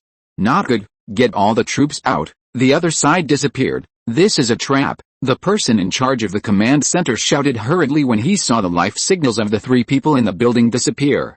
Shield the signal in the station area, the person in charge suddenly thought of something. Long live humanity, Anderson, who had appeared on a tall building in the distance, shook his head. Chapter 188 The Prophet's Plan, 5th update for those who like the book. With a series of explosions, the huge high-speed railway station began to tremble slowly. The glass of houses near the high-speed railway station was shattered by the huge explosions. Puffs of dust and smoke gushed out from the broken windows and entrances of the high-speed railway station. In less than 10 seconds, the magnificent high-speed railway station collapsed and turned into ruin. The high-speed railway station, with most of its load-bearing columns blown up, could not bear its own weight, and buried the passengers who failed to escape and a group of Imperial soldiers in the high-speed railway station under the ruins. Welcome to watch the Imperial Morning News. Here is the important news. 6 hours ago, a premeditated and targeted terrorist attack occurred at the Dongshan City high-speed railway station. More than 10,000 civilians died in this attack, 121 police officers died in the line of duty, and 300 Imperial soldiers died. Dongshan City high-speed railway station, an important rail transportation hub in Asia, was also destroyed in this attack. The economic loss is expected to be as high as 50 billion Earth yuan. According to the information, the main perpetrators of this attack are the Human Resistance Army. The following is the video data released before the attack. The host sorted out the manuscript, and the TV screen changed to the camera perspective of the high-speed railway station. Long live the Earth Federation. All of you who defected to the Sith Empire will go to hell. Anderson in the video held up a pistol. We will redeem your corrupted souls. Then there was a bloody massacre. As you can see, these three inhuman terrorists did not even spare women and children. It is simply unforgivable. We hope that if you find the following faces, please call the police immediately. After the host said this angrily, the screen changed to the avatars of Anderson and others again. After this terrorist attack, the reputation of the Human Resistance Army was completely destroyed. Although most people were disgusted with this resistance army, some radical people still chose to join this resistance army secretly. They hoped to rely on terrorist activities to awaken the consciousness of the people, to unite the people's power to drive out the people of the Sith Empire. They optimistically believe that if the Empire is too annoying, it may evacuate the Earth, but this group of people ignore the reality and indulge in the spiritual world built by their leader Anderson.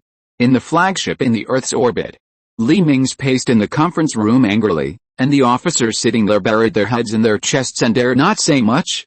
You bunch of rubbish. You can't even handle a few resistance forces on Earth. What use do I have for you? Huh? Li Mingze slammed the table hard, causing the officers' hearts to jump. Your Majesty, it's not that we are useless, but the alien technology obtained by this group of people is too weird, and they can actually teleport to places that can be seen by the naked eye, a brave officer whispered to defend. Oh? Then you won't block their sight? You surround him with millions of people, where can he teleport? Tell me. Li Mingze stared at the officer and said, his stern eyes made the sweat on the officer's forehead flow down uncontrollably. But Your Majesty, they no longer appear now. The existing terrorist attacks are all launched by people who have just joined the Human Resistance Army, another officer said a little frustrated. If they don't show up, we will lure them out and deal with all the peripheral personnel. Without someone who can command them, they will definitely go into battle themselves, announce it to the public. On July 1st, I will hold a grand military parade in Dongshan City on Earth. Li Mingze sat on the chair and said slowly. Your Majesty, do you want to lure them out yourself? The official asked cautiously. That's right, just say that I will also award 10 people who have made outstanding contributions to the Earth in 2030. I don't believe that I can't lure them out, Li Mingze sneered complacently. Dismissed. Tianyi and I have something to discuss. Li Mingze waved his hand. Yes, Your Majesty. A group of officers quickly got up and fled out of the conference room, leaving Li Mingze alone. Your Majesty, you are looking for me. Tianyi's figure appeared in the conference room. How is the preparation of the Prophet plan? Li Mingze returned to his cold look, and the pen in his hand kept turning. The Prophet plan can be started at any time, and the last satellite node has been launched. Tianyi waved his hand to call out a holographic screen. Then, Start the profit plan and eliminate all the followers of that group of terrorists. Li Mingze leaned back in his chair and closed his eyes. The profit plan consists of guard towers throughout various cities, cameras in various places, smart devices, and satellites in orbit. First, the data collected by the Eye of Sith on the guard tower is combined with the images captured by cameras in various places, and the surrounding images, sounds, air pressure, etc. collected by various electronic devices, and then combined with satellites with various functions in orbit. Finally, these data are integrated and transmitted to a supercomputer group in a transport ship located on the bottom of the Pacific Ocean. This supercomputer group will use this data to generate a real-time virtual Earth. Then, by using powerful analysis and computing capabilities, it can deduce a possible future by calculating various variables. The purpose of the profit plan is to use the Earth as a test field to test whether this technology can be formed, which will help the Empire maintain its rule on various planets.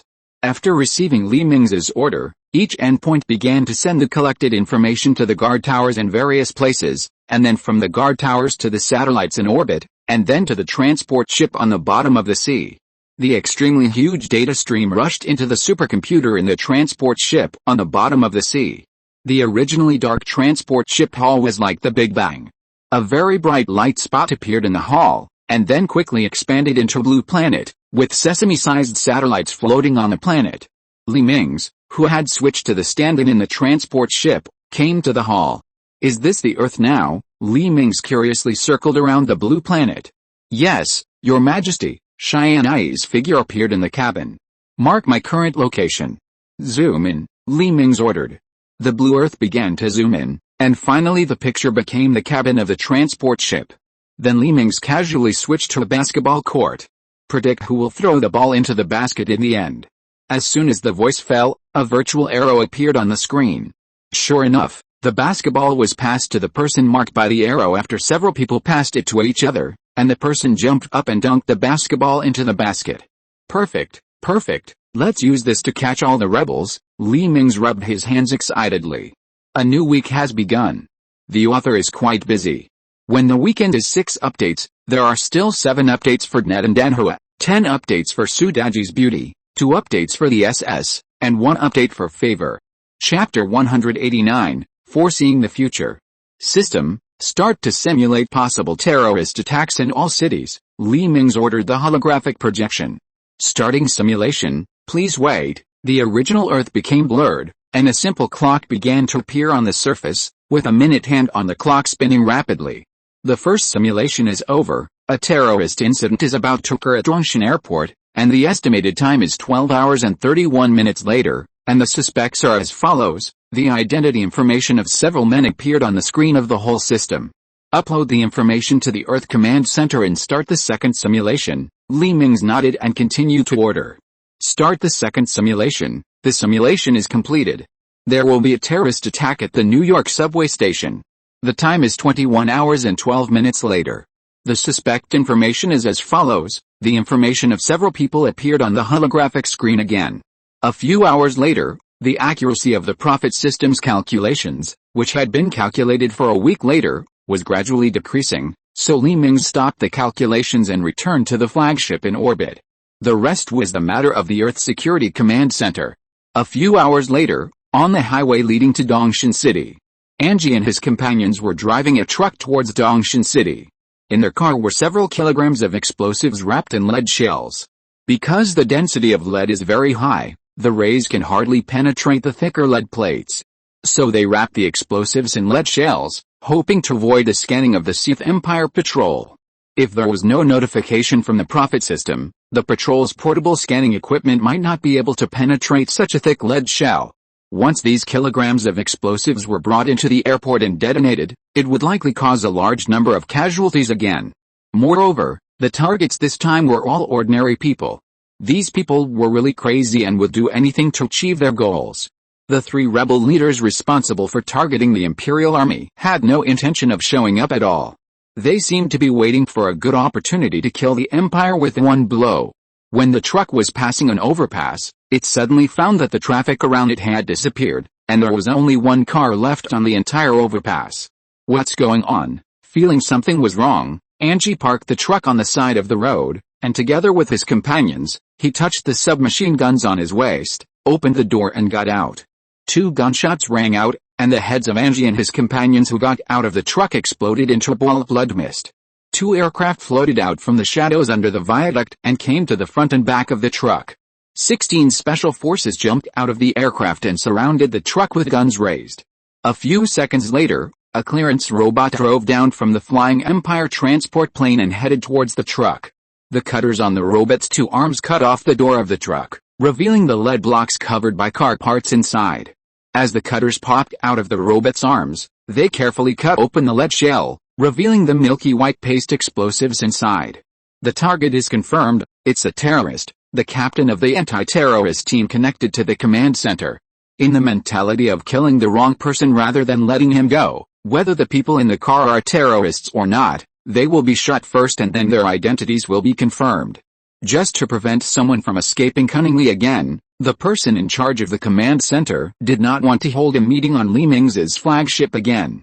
The pressure from His Majesty the Emperor was too strong, and they felt like they were going to die every time. The next target was the people who were about to launch a terrorist attack in the American region. A few hours later, the terrorist suspects in the American region and their small villa were blown into a pile of debris. When scanning the debris of the house, the drone found the residue of homemade explosives, and once again confirmed the identity of the terrorists who were killed.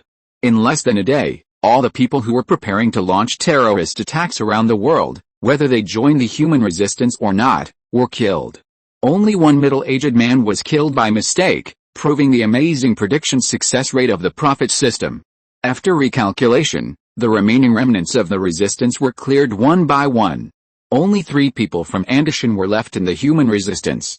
Li Mingze stood in the office on the top floor of the former Earth Federation government building, Earth Defense Center, and looked at the city outside the window. "I'll see if you show up this time," Li Mingze sneered. In order to prevent these people from escaping again, Li Mingze specially prepared many great gifts for them. In a small village in the southern mountainous area of Asia, Andishan and the other 2 were sitting in a private house. The owner of the private house had become the nutrient of the back garden because of Andishan's fear of leaking secrets. According to the latest news released by the Ministry of National Defense of the Sith Empire, the great emperor of the Sith Empire will hold a military parade in the central square of Dongshan City on July 1st. This military parade will be attended by all the senior military officials of the Sith Empire, as well as the planetary government officials who are currently in charge of Earth's political affairs. This military parade aims to show the muscles of the Sith Empire to the people, so that the people can strengthen their confidence in their own country and enhance national cohesion. Let people believe that the Empire will unify the stars under the leadership of the great Emperor. Welcome to watch this morning news of the Empire. See you tomorrow at the same time, viewers, the host said and began to organize the manuscripts. Pa. The TV was turned off by Andishan with a broken remote control in his hand, and a sneer appeared on his stiff face. "We have finally waited for this opportunity. We only need to kill this damn Sith Emperor and his lackey officers, and then the Sith soldiers will be leaderless. Then we can take the opportunity to form a team and eliminate the Imperial Army without a commander one by one. The Earth will be able to return to the embrace of us Earthlings." Ha ha ha ha ha, Andishan laughed nervously. "Boss is right, we may be able to seize a few warships of the Sith Empire at that time," one person echoed. "That's right. By then, the universe is so big that we Earthlings will definitely have a place. Come on, cheers for the rise of mankind." Andishan raised his glass and toasted the other 2. For the rise of mankind, the 2 also raised their glasses in coordination. Come on, the 3 people's glasses clinked together, and some wine spilled out of the glasses, and the 3 drank the wine in one gulp. June 30th. Andishan and his 2 companions came to the high-rise building next to the central square of Dongshan City to scout the area. The Eye of Sith in the city center instantly spotted the 3 people. "Your Majesty, should we arrest them now?" The person in charge of the guard tower turned nervously to ask Li Mingze. The reason why the person in charge was nervous was not because he was afraid of Andishan and his companions, but because the aura of His Majesty the Emperor beside him was too strong, and he couldn't help but be nervous. "Don't worry about them, wait until tomorrow's military parade before taking action. We can't alert the enemy now." Li Mingze pressed his hand. After the scouting was completed, Andishan and his 2 companions disappeared in the city again. If you're listening to this novel on a channel other than Fanfic World, It means they downloaded and uploaded it without effort. We cordially invite you to visit our channel, Mundo Fanfic Novelis. There you'll find the original version of this story and you can explore many other novels of various genres. We're waiting for you to immerse yourself in a world of incredible novels. Chapter 190 Military Parade 2030 is a sacred day. The Earth welcomes its first military parade after unification. At this time, the central square of Dongshin is already crowded with people. Many people have come to the central square early from thousands of miles away. Hundreds of huge spherical aircraft are floating in the sky of the square with a radius of several kilometers, and the flags of the Empire are hung under the spherical aircraft. As the time for the official start of the military parade is getting closer, the people in the square began to get nervous. Dong dong dong represents the sound of the bell at 9 o'clock in the morning. Hundreds of thousands of fireworks around the square were shot into the air and exploded in the air. After the fireworks were set off, a huge transport ship fell from the sky and slowly stopped at the edge of the square. With a heavy collision sound, a huge hatch dozens of meters high opened on the belly of the transport ship, and a huge deck was placed on the ground. The eyes of the people in the square were attracted by the open hatch of the transport ship, and they stared at the dark hatch intently. Suddenly, a huge vibration came, and bursts of metal collisions came from the open hatch of the transport ship. In less than a few seconds, a huge black and gold robot came out. The appearance is similar to the Cherno Alpha Mecha in Pacific Rim. There is a protruding platform on the head of the huge mecha, and Li Mingze, wearing a gorgeous battle robe, stands on the platform. The abdomen of the mecha has been modified to have two huge holographic screens, through which Li Mingze's upper body can be seen. That's right, this mecha was made by Li Mingze for show. It has no practical value. Citizens of the Empire, hello. Li Mingze waved to the surroundings, and the mecha connected to the terminal in Li Mingze's brain also raised his hand and waved to both sides of the square. Cheers and screams came from the crowd on both sides of the square. This tens of meters high mechanical giant is so shocking that it shocks people's brains and only makes them excited. Even more shocking, after Li Mingze got off the transport ship, 6 huge mechas of similar shapes held huge imperial flags in 2 rows and followed Li Mingze. At this time, the national anthem of the Sith Empire came from hundreds of spherical aircraft suspended in the square. The heart-stirring melody of March of the Imperial Marines completely aroused the passion of the crowd. Various screams and roars rose and fell, and Li Mingze nodded with satisfaction. This was the effect he wanted. At this time, a huge fleet of thousands of Imperial air and space fighters slowly flew over the mecha, and countless silver pieces of paper fell from the magazines of the air and space fighters. The sunlight reflected by the silver pieces of paper formed a silver light rain that kept flashing around the mecha. Long live the Empire! Long live His Majesty! I don't know who took the lead in shouting this familiar slogan, and the excited people also began to shout along. Long live the Empire! Long live His Majesty! Long live the Empire! Long live His Majesty! At this moment, everyone seemed to have forgotten that they had surrendered to the Empire after being defeated in the war, but felt that they had become a member of the great Empire and would shed their blood for the Empire in the future. Of course, the people would not know that this was a special effect produced by the superposition of brainwashing waves in hundreds of spherical aircraft. The people in front of the TV were also infected by the atmosphere. Everyone couldn't help but have an idea at this moment, maybe surrendering to the Empire is the most correct decision. As Li Mingze's mecha slowly walked to the center of the square, 4 of the 6 mechas behind Li Mingze planted their flags on the ground. Just when everyone was puzzled, the 4 huge robots walked behind Li Mingze, and their bodies began to deform and fold, and finally turned into a huge throne. The other 2 mechas stood on the left and right of Li Mingze, holding up the flags in their hands. I hereby declare. The military parade ceremony officially begins. Li Mingze raised the microphone in front of him and shouted. Amid a salute, a team of Mingze auxiliary soldiers wearing simple power armor held up their rifles, and under the leadership of the leading flag bearer, they slowly walked out from the intersection on the side and saluted Li Mingze on the mecha on the rostrum. Long live the Empire! Long live His Majesty! The slogans of the auxiliary soldiers were extremely loud, and spread throughout the square through the speakers in the air. You've worked hard, Li Mingze waved to the auxiliary army. Be loyal to the Empire. Serving His Majesty is not hard, the auxiliary soldiers shouted. Yes, this is the words Li Mingze copied from the military parade on Earth. Dear audience friends, the first column coming to us now is the Empire's Mingze Auxiliary Army column. The Mingze Auxiliary Army was founded on August 4, 2028. This Mingze Auxiliary Army was voluntarily established by Mingze people who yearned for the Empire. After a lot of training from the Empire, it has a combat power that cannot be underestimated, the TV live host explained to people around the world in front of the camera. After the Mingze Auxiliary Army column passed by, it was the Parker Auxiliary Army column. However, because the Parker Auxiliary Army has obviously followed the Empire for a much longer time, the power armor on their bodies is more sophisticated than that of the Mingze Auxiliary Army. Long live the Empire! Long live His Majesty! The Parker Auxiliary Army also shouted. You've worked hard, it's not hard to serve the Empire and His Majesty, the Parker conscripts shouted, their tentacles stretched straight to the upper right. The second phalanx coming towards us now is the Empire's Parker conscripts.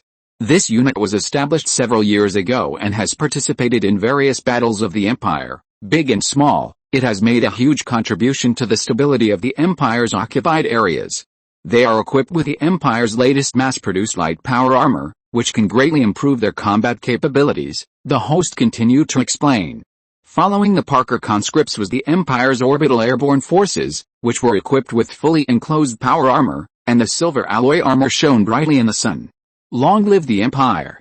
Long live His Majesty! You've worked hard, it's not hard to serve His Majesty and the Empire. The orbital airborne forces placed their weapons on their chests, raised their left hands high, and marched past Li Mingze in a goose step, with the metal soles of their power armor stomping on the ground and making neat clapping sounds. The troops coming to us are the orbital airborne troops of the Empire. This unit was established very early. They participated in various battles of the Empire, big and small, conquered planets one after another for the Empire, and made great contributions to the Empire. They are equipped with the Empire's latest B-03 medium power armor, which can be equipped with various new tactical modules, and the thrusters on the back provide it with unparalleled mobility. The Ripper Gauss rifles they are equipped with can easily penetrate ordinary tanks. On Earth, the host's tone began to get a little excited, and the highlight of the Empire was about to come. The next chapter will mainly explain the upgrades of existing weapons and the emergence of new weapons. Chapter 191 Alien Troops, third update for Dandan Danhua. A phalanx of soldiers in black power armor walked out from the intersection on one side of the square. The huge rifles in their hands attracted everyone's attention. Long live His Majesty! Under His Majesty's leadership, the Empire will surely ascend to the throne of the universe, the Imperial Marines in the phalanx shouted. Dear audience friends, what you are seeing now is the most elite force of the Sith Empire, the Imperial Marines. This Marine Corps is not only experienced in many battles, but also proficient in various tactics. Any one of them is a worthy commander. They are equipped with the Empire's latest A-02 heavy power armor, which is also equipped with a portable shield that can withstand a nuclear explosion at a medium distance. In addition, they are also equipped with beam energy blades and small mini-hive missiles. The weapons in their hands are the latest masterpieces of Imperial technology, the Viper beam rifle. After the continuous efforts of Imperial scientists, they have finally reduced the powerful beam weapon to a size that can be held by a single person, and the weapon's endurance has reached 1,500 rounds. This weapon is also equipped with a burst mode, which can continuously fire the energy of 1,500 rounds within 10 seconds, giving the enemy a fatal blow. The host's expression became more and more excited. At this time, a team of special combat mechas followed the Imperial Marines and walked out. The huge 3-meter-high fuselage brought a strong shock to the onlookers. The special warfare mechas walked in neat steps towards the rostrum, and their heavy bodies made dull sounds as they walked. Dear audience friends, here comes the special warfare mechas of the Empire, which are equipped with replaceable combat modules. As you can see, these mechas can change their roles at any time and perform various tasks such as raids, chemical defense, medical treatment, and maintenance. They can be called universal mechas. The host pointed to the 4 different forms of special warfare mechas equipped with Gauss machine guns, flamethrowers, medical guns, and maintenance arms in the distance and said, of course, the fact that there is no driver in the special warfare mechas but only a brain was not mentioned. After all, this is still a little difficult to accept in the worldview of ordinary people. Following closely behind the special warfare mechas is the Wolf Spider armored cars. When the Wolf Spider armored car drove to the rostrum, Its 6 mechanical legs suddenly opened, and the original way of moving forward by relying on wheels became 6 mechanical legs crawling forward. However, due to the advanced technology of the Empire, the upper body of the Wolf Spider armored car did not shake at all when crawling. The phalanx of the Empire's Wolf Spider armored vehicles is coming. The Wolf Spider armored vehicles can use their deformable travel devices to adapt to the environments of various planets. There is also a Gauss light machine gun under the Wolf Spider armored vehicles that can be used to eliminate enemies that get under the vehicle. Because the Wolf Spider armored vehicles were not that impressive, the host did not introduce them any further. At this time, a phalanx consisting of 24 Mammoth 02 tanks slowly drove over. The heavy weight of the Mammoth 2 tanks caused the ground to vibrate. As the tank phalanx drove to the front of the rostrum, the tank phalanx stopped on the spot, and the 4 huge tracks that were separated began to turn outward to support the ground. Several rivets were driven into the ground to firmly fix the entire tank. Then the 2 barrels of the tank turned inward, and the diamond-shaped unknown parts wrapped on the barrels began to spread to the left and right. An observation tower also rose above the tank's turret. Dear viewers, what you are seeing is the latest version of the Mammoth tank, the Mammoth 02. In addition to inheriting the characteristics of the original Mammoth tank with thick armor and powerful firepower, the Empire's scientists have also added a fortress mode to it. After the transformation, the 2 barrels that fired electromagnetic shells became a giant beam energy blade launcher. The crescent-shaped beam energy blade can be fired through the electromagnetic launcher, achieving a close range, high power, and high killing effect. This weapon will have an amazing effect against enemies that win by numbers in the future. The host's tone became high again. The shape of the phalanx that passed by next made the people in front of the TV open their eyes wide. 6 huge suspended cargo trucks pulled 6 huge machines that looked like worms and drove into the square.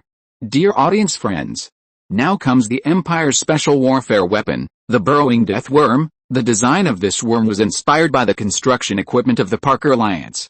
After being redesigned by the Empire's scientists, this mechanical worm has been given a hard serrated outer armor. This worm can use the beam energy launcher in its mouth and the serrated armor that rotates around it to easily drill thousands of meters underground. The beam energy launcher in its mouth can easily drill through the enemy's unprotected underground part, and can also use its huge weight and serrated armor to crush light units on the ground. The supporters were excited and drooling.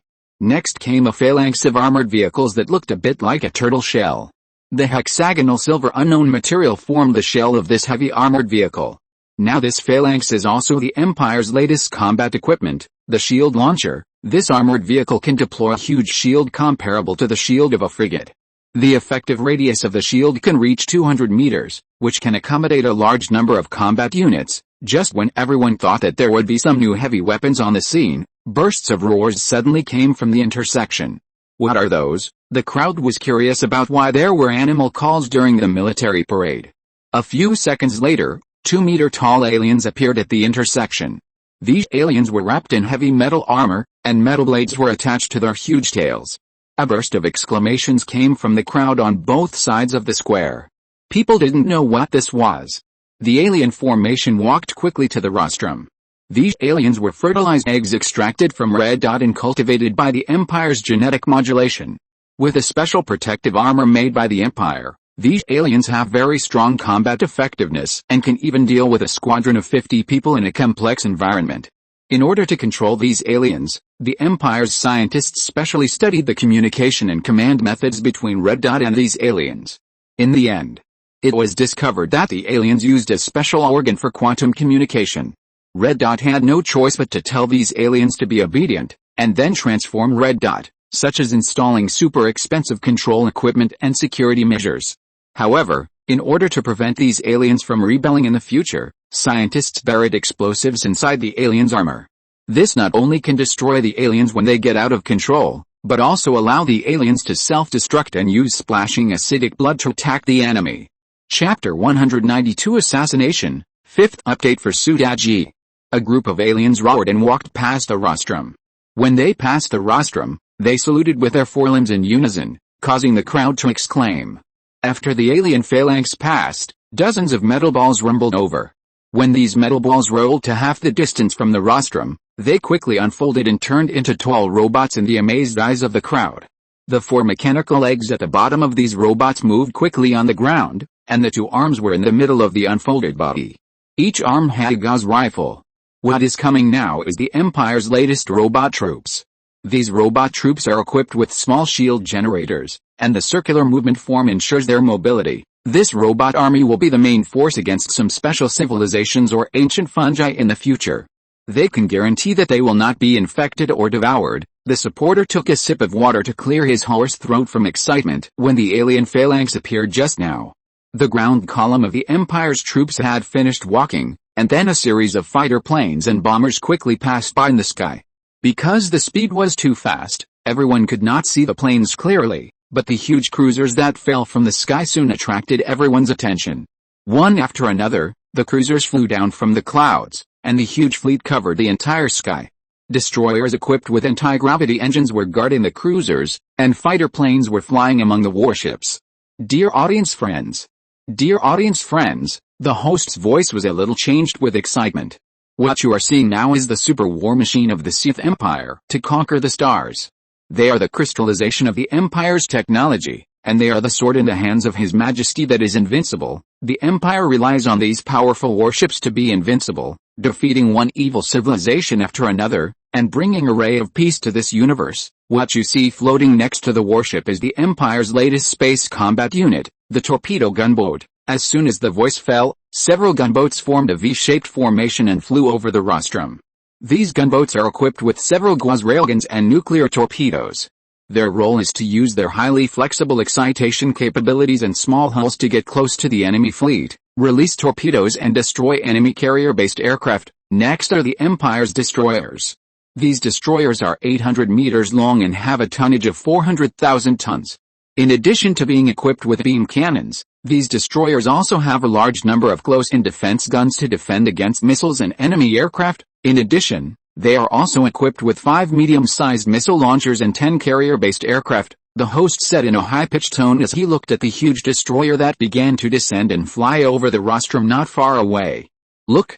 That's the Empire's most advanced battleship cruiser. It has a huge hull of 1,200 meters and a tonnage of 1.2 million tons. It is equipped with heavy beam cannons, 4 Gauss railguns, and 8 heavy missile nests. Its engine room can accommodate 42 aerospace fighters. It can be said that this kind of battleship is a universal ship. It can undertake a variety of combat missions such as patrolling, raiding, and covering. Its short construction period allows this kind of cruiser to be equipped in large quantities in the Empire's fleet in the future. Oh, that's the flagship of our great Emperor. We can see that the flagship of His Majesty, the Emperor, has reduced the main weapons and increased armor and close-in defense guns. The black and gold paint makes it look even more majestic. The host pointed excitedly at the Empire's flagship that was approaching. He didn't know that Li Mingze disliked this battleship. If the Empire's battleship had not been studied yet, Li Mingze would have changed the ship long ago. In his mind, the only one that could serve as the flagship was the experimental ship that had sunk. Dear audience friends, the military parade is coming to an end. Next, His Majesty the Emperor will personally present awards to the 10 people who have made outstanding contributions to the Earth in the past 10 years. The camera turned to the 10 outstanding contributors who had been waiting on the vice chairman's platform with a group of senior Sith officials for a long time. At this time, the people in front of the TV were still immersed in the shock brought by the powerful military force of the Sith Empire, and they were in no mood to care about the top 10 outstanding contributors. If they looked carefully at who these 10 people were, they would definitely think that the Sith Empire was too shameless. All of these 10 people are citizens of the Sith Empire, including the number 1 traitor Su Bailing and Su Bailing's assistant and the person in charge of hyperspace communications. There is also the first official who proposed to surrender to the Sith Empire, and Major General Moda, the commander of the Earth region, who is very successful in clearing out a human resistance army. There are also the family members of Liu Ming who have been destroyed. Although Agent Liu Ming wanted to betray the Empire at the last moment, he had been cleared out before he could really implement it.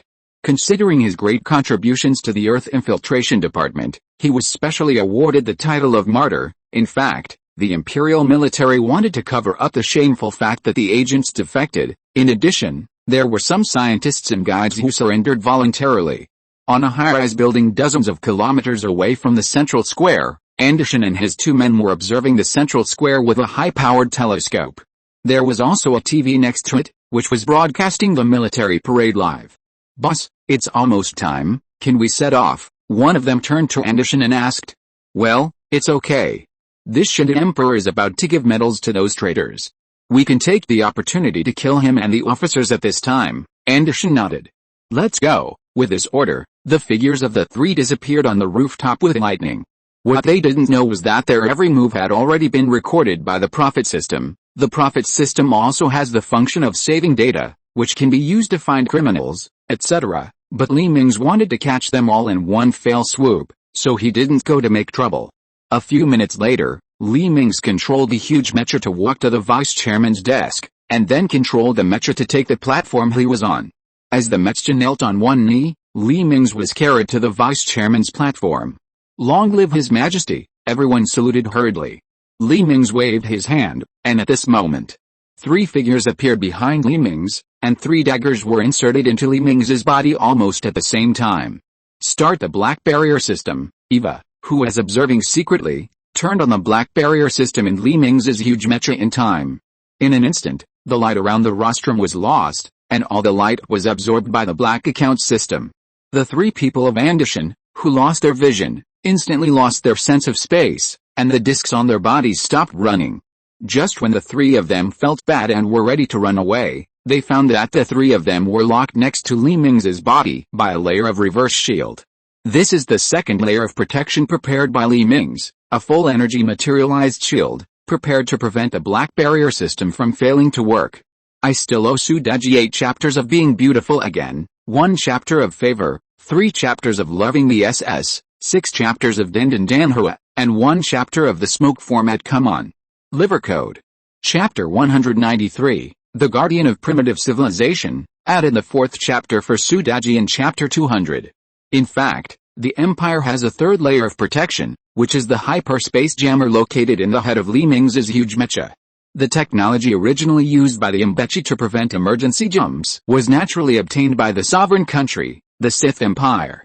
Although it is not known what principle the three of them rely on for teleportation, this device that can shield space should be effective. Even if these three insurances fail to work, the Apollo system in the final orbit will attack Dongshan City from dozens of kilometers away, and Dongshan City will be razed to the ground in an instant. Anyway, the senior officers of the Sith Empire who participated in the military parade are all in the capital of the Empire. Li Mingze has lost a city and a small number of low-level officers at most. Sith officers at a certain level all have portable shields that are enough to resist the attack of the Apollo system. However, the disk that controls space that Li Mingze is excited about may also be destroyed, which is what Li Mingze does not want to see. If it is not for the complete disk that controls space, the three little people in Anderson are not worth Li Mingze's efforts to capture them. In Li Mingze's eyes, they were just three ants that could be crushed to death at any time. Everything was as Li Mingze expected. The first layer of security Black Barrier System worked. The artifact of this unknown civilization relic really relied on visual judgment to operate. The three Andersons who had lost their teleportation ability were like tigers without teeth and claws, and they were not threatening at all. "Ha ha ha, we have killed your emperor. It's worth it even if we die. You can't get the artifact on us," Anderson shouted at the darkness around him. "Die, die, die," Anderson shouted frantically and pulled a ring of the explosives on his body. The flames and shock waves of the violent explosion were bound around Li Mingze's body by the shield, turning Li Mingze's body and Anderson's three people in the shield into a pile of ashes. Li Mingze, who had changed his body, walked to the shield as if nothing had happened. "Tianyi, are there any life signals from them?" Li Mingze was in darkness in front of him, and he didn't know what was going on in the shield. "Your Majesty, there is no life reaction in the shield anymore. The Black Barrier System is shutting down," Tianyi said, and the light in front of Li Mingze returned, but the sudden light was a bit dazzling. Li Mingze frowned and looked at the shield, which was only a pile of ashes. Would this alien artifact be blown up? "Close the shield," Li Mingze ordered Tianyi. After the shield disappeared, Li Mingze swept away a pile of ashes with his feet in the surprised eyes of everyone on the vice chairman's platform. "Oh. It's intact. You three, send these 3 discs to my mecha," Li Mingze pointed at the 3 officers. He was not afraid that the 3 officers would take the discs and run away, because their bodies were in the blue bricks of the Sith Star. "Yes, sir." The 3 took the discs from the ashes and walked towards Li Mingze's mecha. A few hours later, the grand military parade ended successfully, except for a little signal loss before the final awarding of medals, but that did not affect the enthusiasm of the audience at all. After the 3 leaders of the human resistance army lost contact, the remaining resistance forces around the world collapsed. And some were captured and some were killed. Soon there was no one on Earth who opposed the rule of the Empire. The Empire's rule on Earth was also consolidated, and it began to recruit orbital airborne troops on Earth. Unlike people of other civilizations, the Chinese people on Earth only need to survive 2 battles after being screened into the orbital airborne army, and then they can be incorporated into the Imperial Marines after learning and training. People of other skin colors need to survive 3 rounds before they can be trained to enter the Imperial Marines. Although the Empire's new plan only needs more than a year to explode the population crazily, it is still at war with the Andal military group and still needs a large number of people.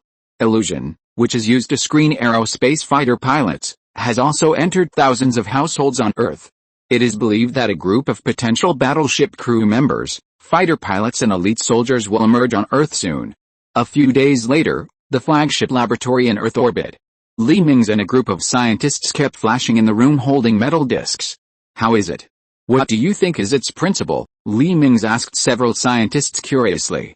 Your Majesty, we can't figure out how this disc can teleport people. The 2 scientists shook their heads. Then take one apart and have a look. Mingze shook his head and threw the disc in his hand to a scientist and walked out of the laboratory.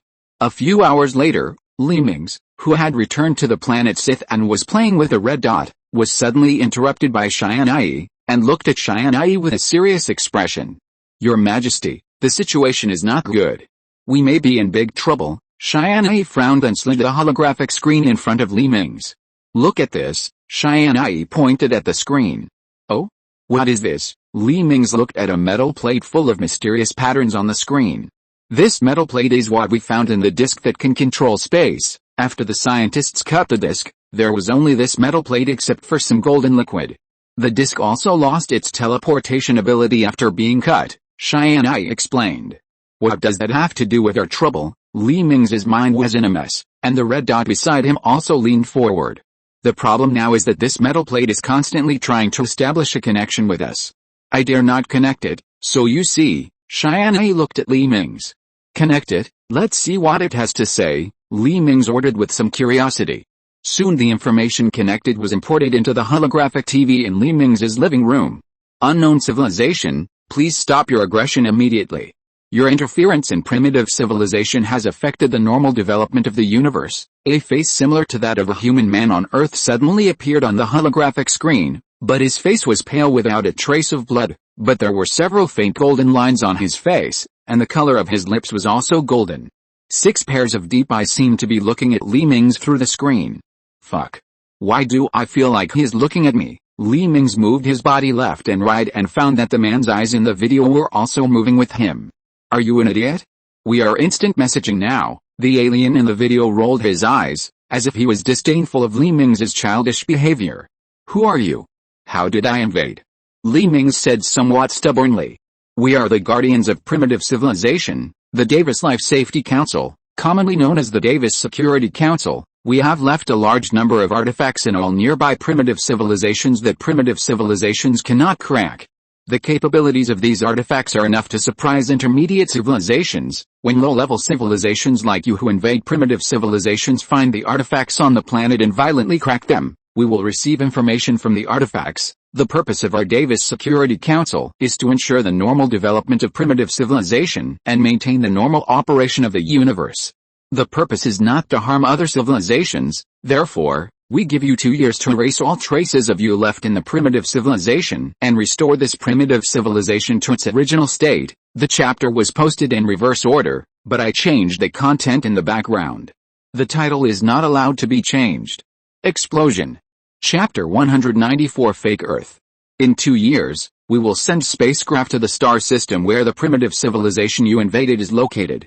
If we find that you have not restored this primitive civilization to its original state and there are still traces of you, our fleet will completely wipe out your civilization. The universe does not need order destroyers like you. The alien in the video said the message he wanted to express in one breath, stared at Mingze and stopped talking. In fact, This Earth civilization is not a primitive civilization in the true sense. They are our lost tribesmen. We just found them again. You see, we all look the same and our genes are exactly the same, Mingze tried his best to argue. We only recognize the documents recorded during the investigation. We said that they are primitive civilizations and we cannot interfere with you. Remember, you only have 2 years to restore it to its original state. Otherwise, our fleet will wipe you out. Without allowing Mingze to argue, the alien from the Davis Security Council hung up the communication domineeringly after issuing the ultimatum. Damn it. What a bullshit Davis Security Council. So domineering.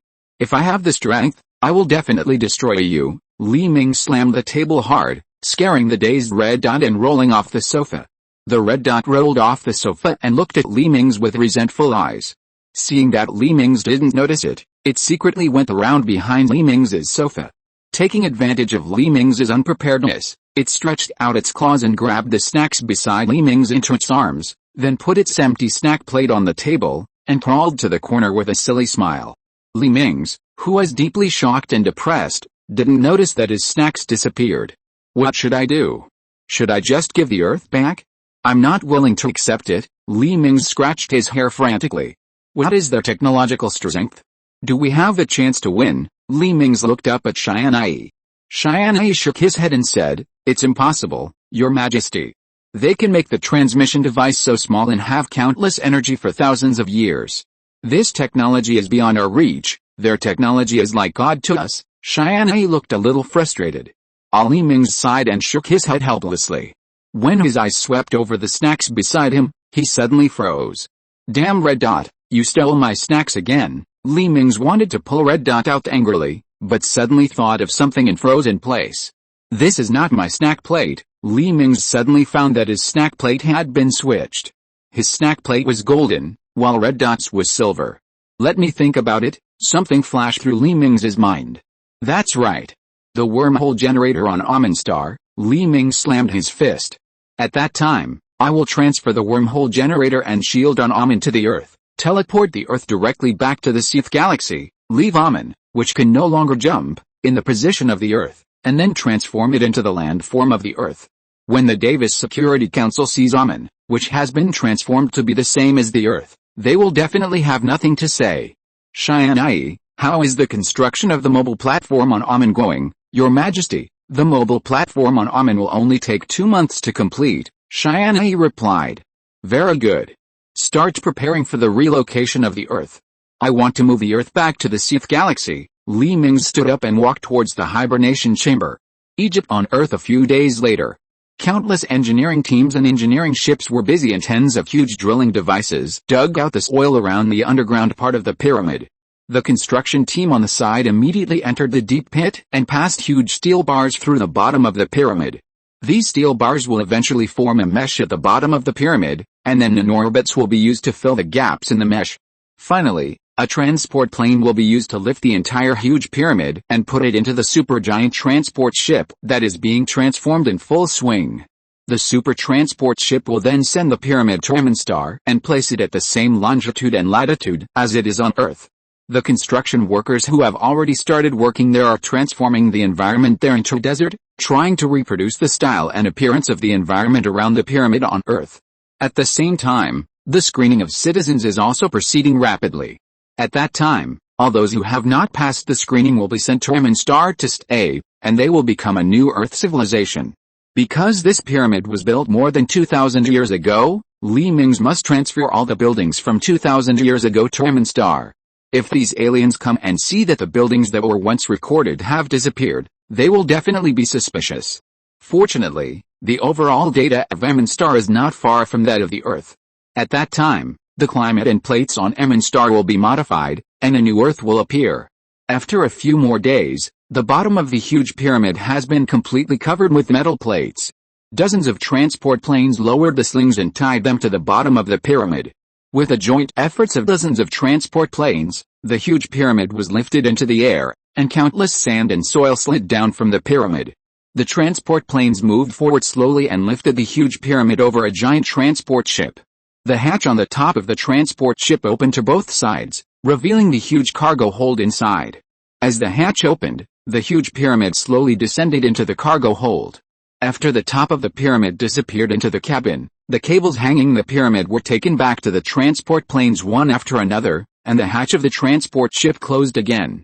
In the area where the pyramid was to be placed on the planet Amun, the originally dense forests had disappeared, replaced by endless deserts.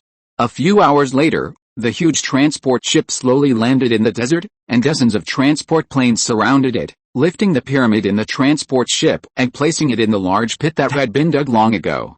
Perfect. It's exactly the same as on Earth. Li Mingze stood by the porthole of the transport ship, looking at the pyramid below. Next is the other ancient ruins, all of which must be transferred to Amun, Li Mingze said to himself. Not far from this desert, the high-rise buildings of the Parkers are being blown up one by one. The technological level of these buildings has exceeded the technological level that the Earth should have. Li Mingze doesn't want these aliens to get hold of anything and finally implicate his empire. After these Parker buildings on Amun are completely demolished, the Empire will build a new Earth-style city here. Now the Empire is gradually transferring various plants and animals on Earth to Amun. These plants watered with fast-growing liquid will quickly replace the native plants on Amun. And a large number of animals of various species transported from Earth will also form a new ecosystem. At that time, even if a native Earthling is thrown here, this person will not think that this is an alien planet. Some people asked me why I had to hold on to the Earth, because if I were thrown into outer space, I would definitely find a way home and then take control of the Earth. Chapter 195 Transfer Wormhole Generator. In order to make the topography of Amun closer to that of the Earth, the Empire began an unprecedented terrain change plan. Dozens of cruisers flew over Amun. With the command of the command center, hundreds of huge beams of light plowed huge ditches on the ground, and the surging seawater quickly poured into the ditches more than 10 meters deep along the gaps. With the joint efforts of dozens of cruisers, the coastline was rapidly widened inland. After a few hours, the original peninsula had disappeared, leaving only the vast ocean. The huge transport ships were responsible for filling the land. The robots hollowed out the ground where the sea needed to be built, loaded it into the transport ships, and then let the transport ships dump it at the target point.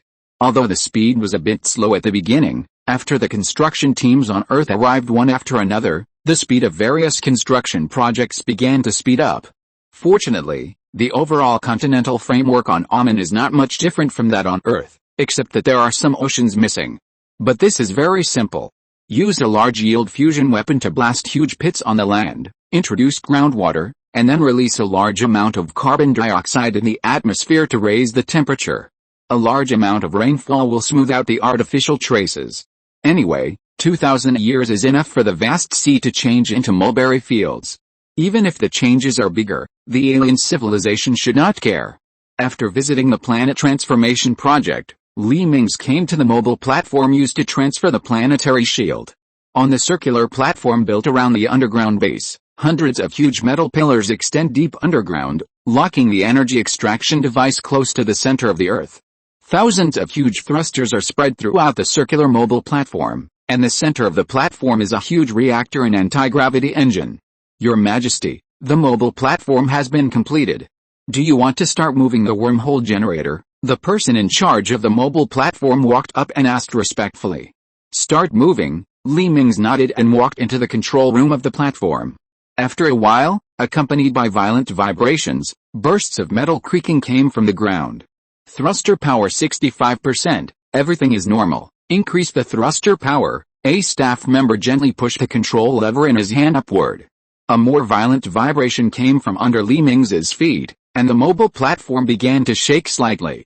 Thruster power 85%, everything is normal. Continue to increase the power. The staff member pushed the control lever to the top. After the control lever was pushed to the top, the entire mobile platform began to shake violently, and Li Mingze, who was not holding on, staggered. Even the lights in the control room began to flicker, which made Li Mingze wonder if the mobile platform would fall apart at any time.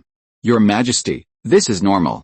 The energy-absorbing equipment underground is too heavy, and our current thrusters are a bit struggling. The staff member was a little embarrassed. Our scientists underestimated the weight of this energy-absorbing equipment.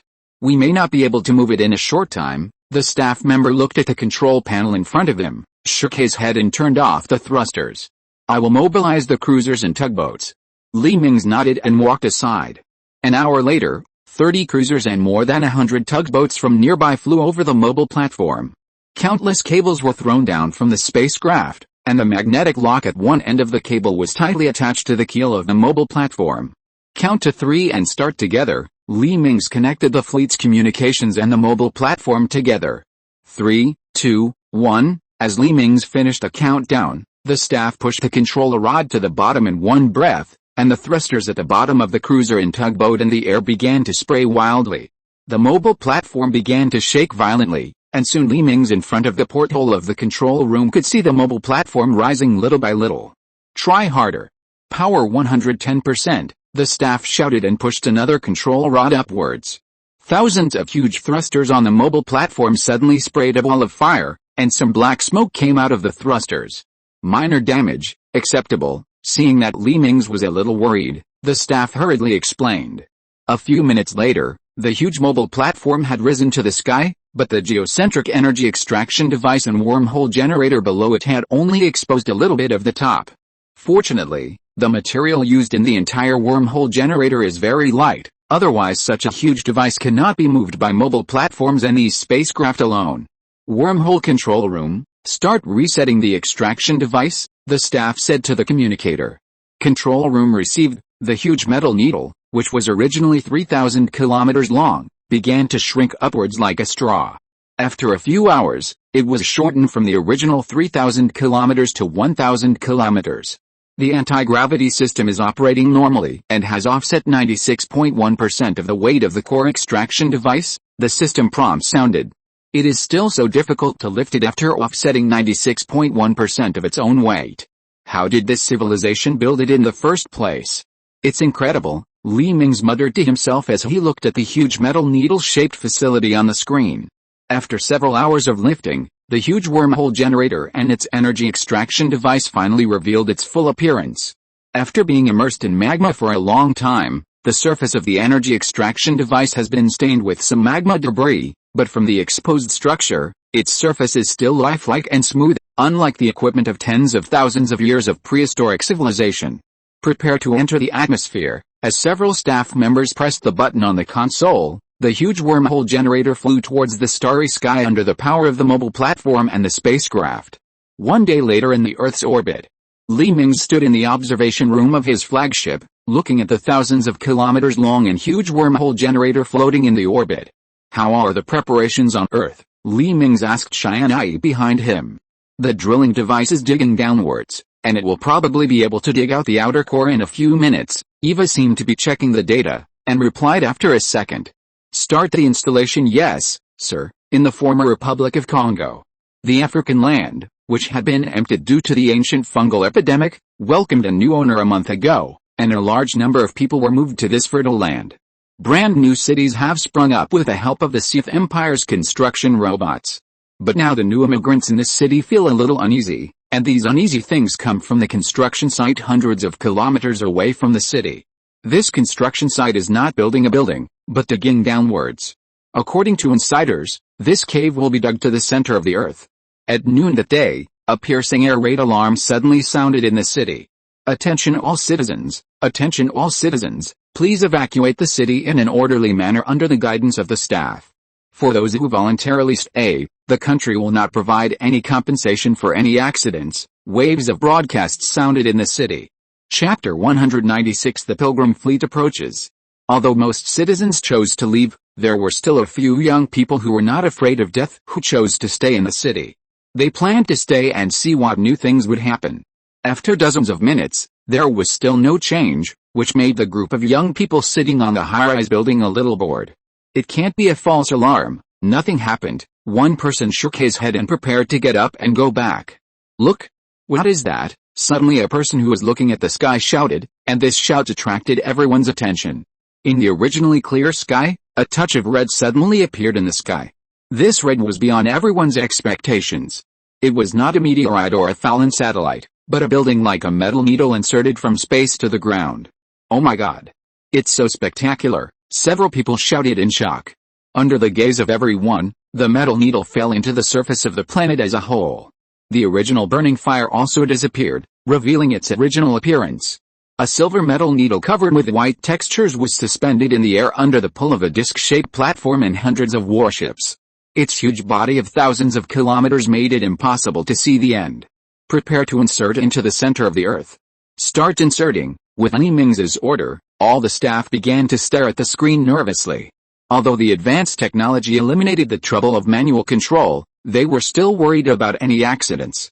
The huge metal needle began to slowly insert into the ground, and its body of thousands of kilometers disappeared little by little from the sight of people on the ground. After more than 2 hours, the entire metal needle was completely submerged in the large pit dug in advance. Deploy the energy extraction device. The metal needle that was originally shrunk together stretched deep into the ground. After a few hours, the head of the metal needle was submerged in the rolling magma of the Earth's core. The wormhole generator was successfully transferred. All functions are normal. Energy acquisition is normal. There were bursts of applause in the control room, and the staff clapped their hands desperately. The energy available for jump is being calculated. The Earth's core is very young and healthy, and it is expected to be able to start the wormhole 8 times. The staff looked at the display with joy. Continue to transfer the remaining wormhole generators, Mingze said, and hung up the communication demarcation line. Just as the Sith Empire cheered for the successful transfer of the Earth's core energy extraction device, in a galaxy 500 light-years away from the solar system, the originally silent star system suddenly welcomed a group of uninvited guests. Hundreds of behemoths with a volume of up to 10,000 cubic kilometers, comparable to the size of the moon, jumped out of hyperspace under the leadership of 12 motherships with a volume comparable to the Earth. 503 light-years away from the target, 97% of the material has been consumed, and supplies are being replenished. One of the 12 motherships sent a communication to the other hundreds of small ships. After receiving the information, hundreds of small spaceships turned off their thrusters and waited in place. 6 of the 12 large motherships were separated and flew towards the 6 planets in the galaxy. A few days later, the motherships that had reached their respective targets began to split like petals, and tens of thousands of huge mechanical tentacles like octopus claws stretched out from the split petals. Countless mechanical tentacles tightly wrapped the planet in front of the mothership and drew it towards the center of the petals. The planet was pulled by a huge force, and the strong inertia caused the surface of the entire planet to begin to tear. Red magma swarmed out from the cracks on the surface of the planet, and soon the entire planet became a lava planet.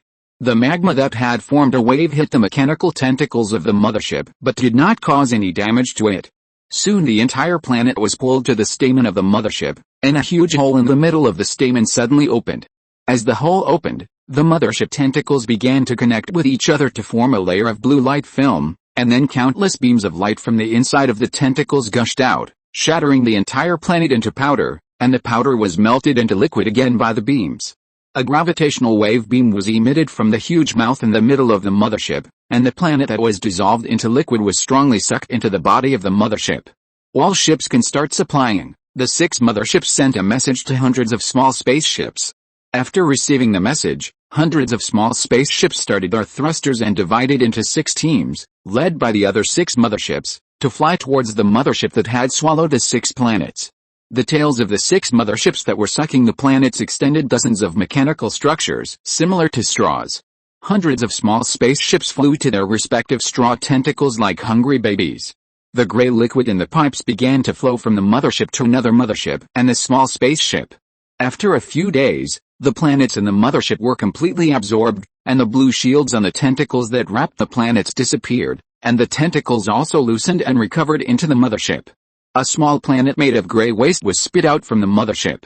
This small planet was made of mineral waste left after the alien fleet absorbed the lava planet. All the useful materials and energy on the planet had been absorbed by the mothership. The other motherships and small spaceships that had been replenished gathered together again and flew towards the edge of the star system. Continue to the target galaxy. The mothership issued an order, and a group of spaceships disappeared again in a burst of light. Mingze on Earth did not know that the Pilgrim civilization was approaching the solar system. He was still in the screening center on Earth. In the end, whether to stay on Earth and follow them to the Empire's star field or stay on the fake Earth to become a member of the new Earth civilization, all need to be screened. All those who have good character and pass the IQ can pass the screening and continue to live on Earth. Those with bad character and low quality will be sent to the new Earth by transport ships. Their original memories will be deleted and new memories will be reimplanted. A brand new Earth Federation will appear on the original Emin star. However, in the end, because most of the scientists and technicians have been screened away by the Empire, it is hard to say whether the civilization technology composed of the remaining people will regress. However, the Empire has retained their survival ability to the maximum extent, and new old cities have begun to rise on Emin star. Sorry, you failed the test. Please prepare to board the spacecraft to Emin star, an officer at the inspection station said expressionlessly. A young man with oily hair and powdered face in front of him grabbed the officer's collar. I am already a first-class citizen of the quasi-empire. Why do you, a vassal garbage made up of alien vassals, stop me from following the Empire? The young man was a little furious. Because the Empire does not need scum like you, Li Mingze shook his head and walked away. All those who may affect the stability and development of the Empire are not allowed. Those who dare to collide with the Imperial officers will be treated as rebels. After saying that, two soldiers rushed up and carried the young man away and disappeared.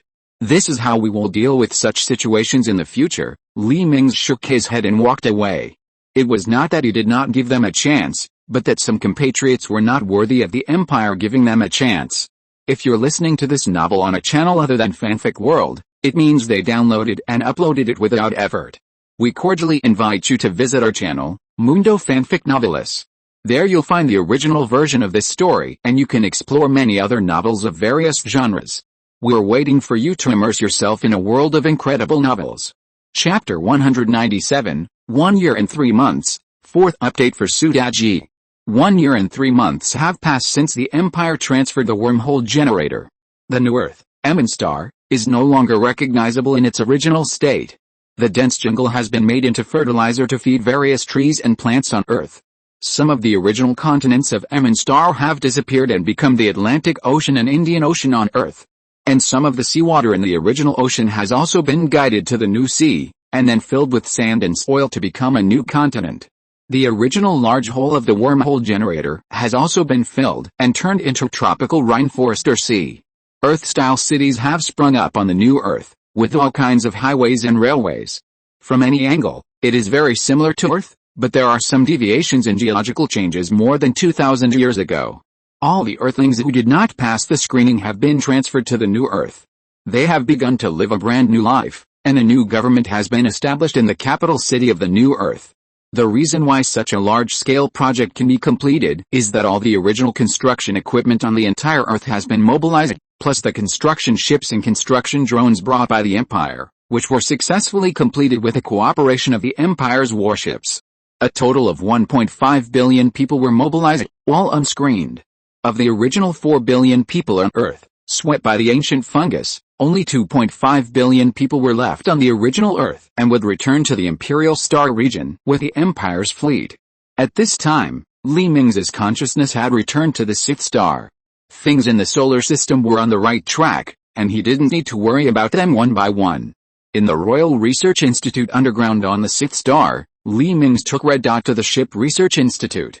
Long live His Majesty! The officers and scientists who had been waiting for a long time stood up and saluted. Well, everyone sit down. Li Mingze waved his hand and sat in the HUD position. Red Dot knelt beside Li Mingze. I heard that you have made 2 more spaceships. Li Mingze knocked on the table curiously. That's right, Your Majesty. After several years of research, our technology has finally reached the standard for building a super battleship, a battleship. Our material science has reached the standard that can withstand such a large spaceship volume and self-weight. Beam cannons, large thrusters, and reactor cores have also made great breakthroughs and can be used to build battleships, a scientist replied respectfully. Which 2 types of spaceships have you developed? Li Mingze looked at the somewhat elderly chief scientist of ship design with some expectation. Reporting to Your Majesty, new battleships and unmanned carrier-based aircraft carriers will appear in the Empire's combat sequence. The chief scientist waved his hand on the table, and the holographic projections of 2 spaceships appeared on the table. This one is a battleship. He zoomed in on one of the battleships in the middle of the conference room. From the outside, it looks like a somewhat long and narrow battleship, with a streamlined hull extending to the stern where 4 huge rectangular thrusters appear. 5 heavy beam cannons are distributed in a stepped manner on the battleship's nearly triangular head. And below the head is a gravity accelerator specifically used to attack heavy units. On the long spine and belly of the ship, there are densely packed with 20 heavy beam cannons and orbital acceleration cannons. The reason for this half-and-half arrangement is to prevent encountering enemies with strong resistance to energy weapons. On both sides of the battleship, there are 60 heavy missile launch slots and hangars that can accommodate 120 fighters. This huge battleship has a total length of an astonishing 2,500 meters, a width of 160 meters, and a height of 200 meters. The construction time of this battleship is a bit long. Even if our shipbuilding technology is very advanced, it still takes up to 8 months. The scientist shook his head and said with some regret. Has the experimental ship started to be built? Mingze frowned. Reporting to your majesty, we have started to build the part that can be built with our existing technology a month ago. It will take another 7 months to complete the overall completion. The scientist shook his head. Let's take a look at the second type of battleship. Mingze smacked his lips with some regret. He now really wants to change a flagship. The second type of warship is unmanned carrier-based aircraft carrier. The chief scientist reduced the projection of the battleship and replaced it with the projection of the unmanned carrier-based aircraft carrier. The appearance of this spaceship is more like two huge metal plates buckled together, with the two sides slightly folded towards the middle. From the front, it looks like two trapezoids stacked together, leaving a wide gap in the middle. This gap is the launch and recovery channel for the fighter. Near the tail, there are 4 huge flying wings on the 4 corners that are folded diagonally forward. The function of this flying wing is not for beauty, it is the hyperspace wave concealment device invented by the Singers. The entire drone carrier can accommodate up to 6,000 unmanned carrier-based aircraft. After encountering the enemy, countless drones will swarm out and drown the enemy. Moreover, it is equipped with carrier-based aircraft manufacturing equipment inside. As long as it is within the range of the Empire's material transmission, it can be replenished at a rate of 100 carrier-based aircraft every 10 minutes without limit. Once it leaves the radiation range of the Empire's material transmission station, the materials carried inside can also build 3,000 carrier-based aircraft.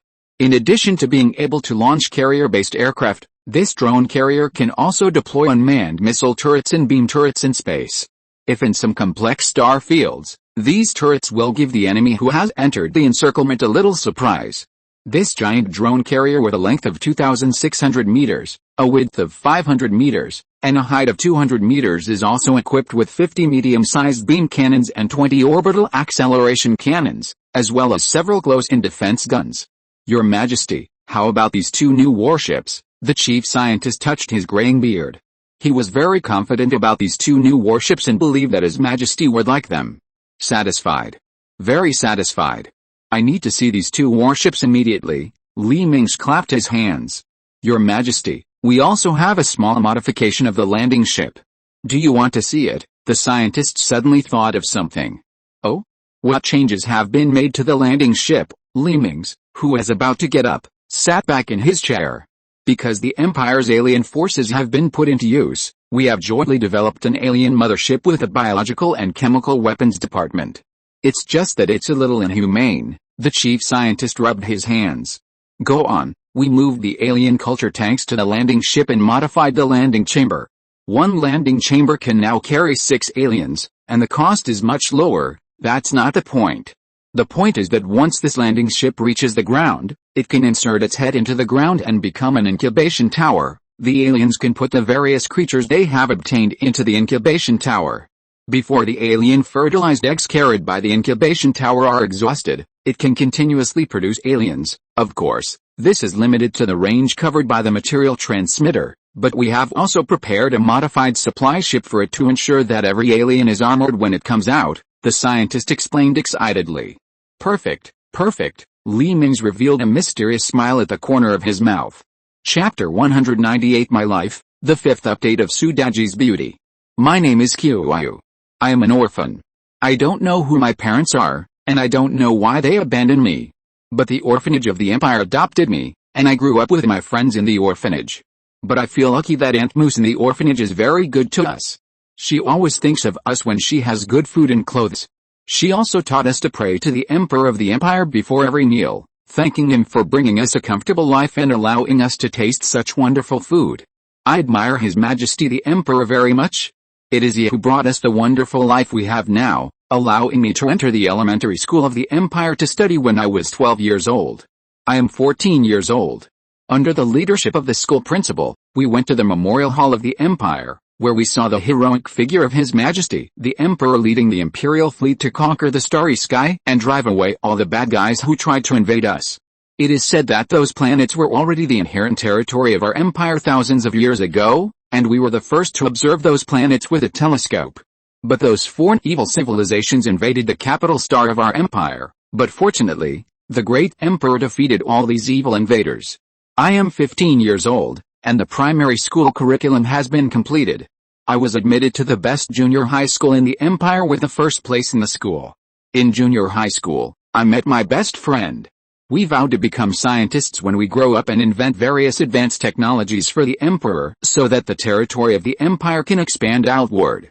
I am 16 years old, and I am already in high school. My grades are still so excellent. My unparalleled talent makes my understanding ability very strong. Our principal said that I will definitely be the material of the chief scientist of the Empire in the future. I have no doubt about this, because my Emperor, who is like a father, will guide me in the dark. I believe that my ability to have such a strong talent is related to my worship of his Emperor. I am 17 years old and have successfully studied at the Royal Academy, the highest institution of learning in the Empire. This year, I heard that the Empire had a war with the neighboring Mingze alliance, so I began to strengthen my physical fitness and learned various fighting techniques. I hope that by strengthening myself, I can join the Imperial Army and sacrifice my life for His Majesty the Emperor. As for scientists, I think it won't be too late to work hard after we trample the evil Mingze alliance under our feet. Today, a student in the class openly insulted the great Emperor, saying that His Majesty launched wars against other countries for expansion. He also said that His Majesty was a dictator who exploited our poor class and was a cold-blooded and ruthless demon. I couldn't help but pounce on him and beat the student so badly that he might be disabled for life.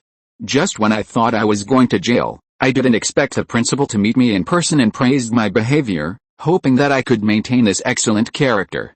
The next day, I received the Imperial Outstanding Citizen Medal sent by the Royal Foreign Affairs Office. I heard that the student who insulted His Majesty the Emperor was imprisoned. Such people really deserve it. They should all be cleared out. I am finally about to turn 18, and in a month it will be my coming-of-age ceremony. Aunt Moose from the orphanage found me and wanted to tell me a secret that had been hidden for many years. They took me to a beautiful big house where there were several other girls. Aunt Moose told us about a plan called Nuwa. It turned out that the place where we live is not the real world, and we don't have parents. We are just new humans cloned artificially. Aunt Moose also told us that the Empire is eager for population, and we are all normal humans, and we can experience real life after leaving the virtual world. Aunt Moose asked me, "Do you hate the Empire?" My answer is no, because I am grateful to the Empire for giving us life and allowing us to experience a wonderful 20 years. So, I don't hate the Empire. I am still willing to sacrifice my life for the Empire, which is given to me by the Empire and His Majesty the Emperor, and it is natural for me to appear for it. Your Majesty, her mental activities are very active, but her thoughts are still very healthy, and she has no rebellious thoughts or thoughts of betraying the Empire, a researcher standing behind Mingze with a tablet said. How many children have lost their minds or died unexpectedly during their growth? Mingze stroked the glass of the culture tank and looked at Kiuiwa, who was curled up in a ball in a trance.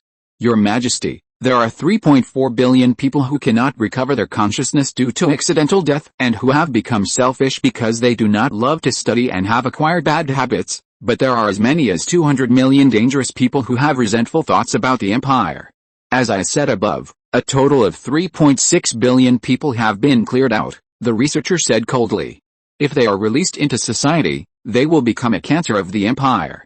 Continue to monitor the mental activities of these people.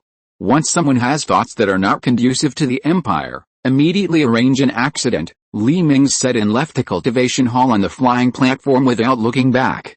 A few days later, Kiuiwa was told that it would be time to leave the virtual world at noon tomorrow, which made her a little panicked.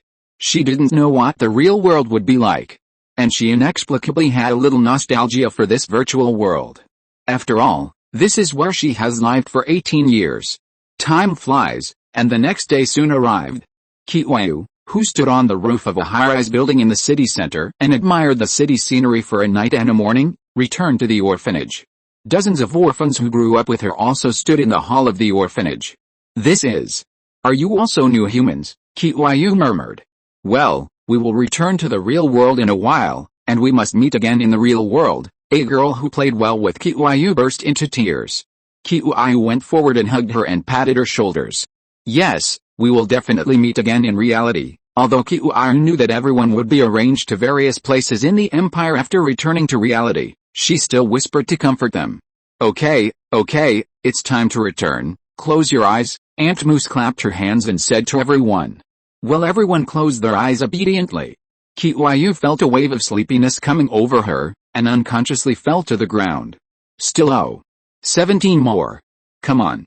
Please vote. Monthly votes and recommendation votes. My brain is confused from coding. This is the chapter for tomorrow, the 25th. I will update it tomorrow. Hurry up and code. Woo woo woo. Chapter 199, New Humanity. Sudaji is so beautiful. The 6th update. I was so confused when typing last night that I updated today's 5th update at 11 o'clock. So today is actually the 6th update? Dozens of mechanical arms extending from the ceiling were busy on the shelf-like culture racks.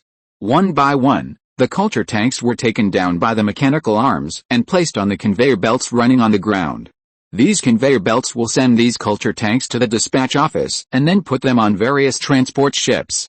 These transport ships will send these new humans to various vacant colonies that have been built. After a short period of adaptation, these new humans will take on the responsibility of developing colonies, and the best among them will be selected to join the fleet. At this time, in the number 01 training base, the culture tank that Li Mingze had seen twice was not put into the transport ship, but was sent into the base. In the infirmary of the number 01 base, a culture tank was placed upright in the center of the infirmary. Open it. Li Mingze nodded to the female medical staff on both sides of the culture tank. 2 medical staff members reached out and pressed twice on the control panel of the culture tank, and several buckles locking the culture tank suddenly popped out. Your Majesty, the culture tank needs to be awakened. Please wait a moment, a medical staff member explained to Li Mingze. Li Mingze nodded in understanding. After a few seconds, a cough came from the culture tank. It was Tianyi coughing out the respiratory fluid in her lungs. Where is this? Am I in reality? Tianyi opened her somewhat hazy eyes and looked around. However, since her eyeballs had never seen light, she needed to adapt a little. Why can't I see with my eyes, and my limbs have no strength? Tianyi said, a little panicked. Don't worry, just wait a moment, your brain is adapting to your body. Li Mingze's deep voice came. Emperor. Your Majesty. Tianyi looked a little excited, and her 2 arms swung around, as if she wanted to touch something. Don't be excited, it's me. Li Mingze grabbed her hand and said softly. Of course, it was not that Li Mingze was attracted by the girl's body, but Tianyi was the most loyal and admired person among the 30 billion new humans, and her theoretical knowledge and fighting skills were extremely excellent, which made Li Mingze love talents. He was not short of women. Whether it was his girlfriend Chu Xiaoyan, who is like a little bird, or the cheerful and generous Li Jialu. What Li Mingze lacked was a woman who could help him with his plans. It happened that Tianyi was smart and pleasing to the eye, and was very suitable for his secretary. How is it? Can you see it clearly? Li Mingze said softly. Yes, Your Majesty, I finally saw it with my own eyes. Tianyi knelt on the ground excitedly. Well, you get up and put on your clothes first. Although Li Mingze, who had experienced women, would not react to seeing a woman's body like a novice, it was still a bit embarrassing to be naked like this. Oh, okay, Tianyi blushed and took the clothes handed over by the medical staff. Your Majesty, can you turn around? Tianyi said shyly with her clothes covering herself. It's not like I haven't seen it before, Li Mingze muttered in a voice that only he could hear and turned away. He watched this girl grow up. According to her physiological age, she was only 1.5 years old. He really couldn't get interested in her. I'm dressed. Tianyi said in a low voice. Li Mingze turned around and his eyes lit up. Don't say that. Tianyi's already good looks instantly improved after wearing a carefully designed skirt. Tianyi, are you interested in coming to my side? Li Mingze looked at Tianyi with interest. Ah. To your side. Tianyi felt that her brain had become a mess. The former shrewdness was gone. Her cheeks were flushed and hot. This was the emperor she had always admired since she was a child. Pump, I said it wrong. Are you interested in working by my side? Li Mingze saw Qiuayu's face and instantly realized that his previous sentence must have made this girl misunderstood. Oh, I'm interested. I'm interested, Qiuayu nodded excitedly when she heard it, although she didn't understand why she felt a little depressed in her heart. Well, very good, I will let Tianyi help you adapt to the real life as soon as possible, and you will be able to work with me soon, Li Mingze nodded. Your Majesty, are you trying to bring back a little girl again? Tianyi appeared next to Li Mingze. You think too much, I'm just looking for a secretary, you need to manage the empire and you're too busy, and Li Jilu has gone to be a scientist again, and Chu Xianwen has also opened her own coffee shop on the new home planet, Li Mingze said with a frown. Okay, just assume that what you said is right. Tianyi pouted his lips and turned to Qiuayu with a smile. Sister Qiuayu, just call me Sister Tianyi, Tianyi said to Qiuayu with a smile. Sister Tianyi, Qiuayu couldn't believe that Tianyi, the ultimate intelligence of the empire who is usually like a goddess, could be so close to her. Today was like a dream for her. First, the emperor of the empire whom she admired asked her to work beside him, and then the goddess of the empire Tianyi called her sister. Well, come with me. I will be responsible for your training to adapt to reality in the next few days. Tianyi stood up and walked out with Qiuayu. Your Majesty, Sister Tianyi and I will go first, Qiuayu said carefully. Li Mingze nodded without minding. More than 10 days later, the spacecraft carrying the new humans arrived at their respective destinations, and ships of new humans were unloaded to various colonies. The robots responsible for receiving these new humans had been waiting for a long time. When the culture tanks arrived, they rushed up and opened the culture tanks. Terminals for providing teaching were distributed to these new humans one by one. And those sent to various vacant colonies were just the majority of mediocre people among the 30 billion people. Those who were found to have a talent for fighter piloting in the virtual space were sent to the Imperial Air Force Fighter Academy. And those who were found to have a talent for scientific research in the virtual space were sent to the Archipelago Academy on the new home planet. These academies were newly built by the Empire to train new humans who had the hope of becoming scientists. The largest number of new humans have combat talents, and they are all sent to the Imperial Army Academy. After they graduate from the academy, they will become members of the Imperial Marines. The male-female ratio of these new humans is basically balanced, and their appearance has been genetically modulated, so both male and female new humans look very good, and the optimized genes also avoid the trouble of genetic diseases. Those who have disloyal thoughts about the Empire were eliminated while still in the incubator. Now the Empire is like a lot of high-quality fresh blood, and the whole country has become younger. After a year or so, when these new humans have a completely grown up, I believe the Empire's chariot will begin to accelerate like crazy. Oh, I'm busy from coding. Crying. Remember, there are 6 chapters updated today. Chapter 200, Awakening of Superpowers. 01 Training Base. Qiuayu was doing muscle rehabilitation training with the help of Tianyi. She was already a little tired and sat on the chair and didn't want to move. Water, I want water. Qiuayu looked at the cup on the table a few meters away eagerly, but she was too lazy to move. Tianyi shook his head helplessly and was about to control a robot to help Qiuayu bring the water. Suddenly, the cup on the table shook slightly, and Tianyi and Qiuayu were both stunned. Sister Tianyi, this base won't be haunted, right? Qiuayu stared at the cup with some fear. The cup shook slightly again under the gaze of Tianyi and Qiuayu. Qiuayu was so scared that she screamed and ran out of the door and ran towards the lounge, leaving Tianyi confused. The cup would shake by itself, which was too strange. Tianyi replayed the surveillance in the training room. Hey, there is no one else in the room. Start reading magnetic energy detection data. Abnormal gravitational fluctuations detected. Abnormal gravitational fluctuations? Why are there abnormal gravitational fluctuations? Tianyi touched his chin and thought. Qiuayu, who returned to her room, was so scared that she wrapped herself in a blanket and didn't dare to stick her head out. As a girl who is not yet an adult, 20 years old, her mind is still a little immature. Qiuayu, don't hide, there is no ghost. Tianyi's figure appeared in Qiuayu's room and scared Qiuayu. Come on, look at the paper on the table, concentrate your attention, and imagine picking it up, Tianyi said slowly in a persuasive tone. Okay, Tianyi stuck her head out and looked at the paper on the table, frowning tightly. It doesn't move, Tianyi said helplessly after staring at the paper for a while. Concentrate your attention. Imagine picking up this piece of paper, Tianyi said gently again. Yes, okay, Tianyi nodded vigorously and focused on the paper again. After a few seconds, the paper actually floated up gently, but after leaving the table a few centimeters, the paper fell down again. I really did this. Tianyi was a little unbelievable that she could move the object without using her hands. Yes, that's what you did, Tianyi showed surprise on his face. This matter is somewhat important. I'm going to report it to His Majesty. Tianyi was about to disappear. Tianyi grabbed her imaginary hand. Sister Tianyi, I won't be sliced, right? I don't want to be a test subject, Tianyi asked pitifully with a pale face. What are you thinking?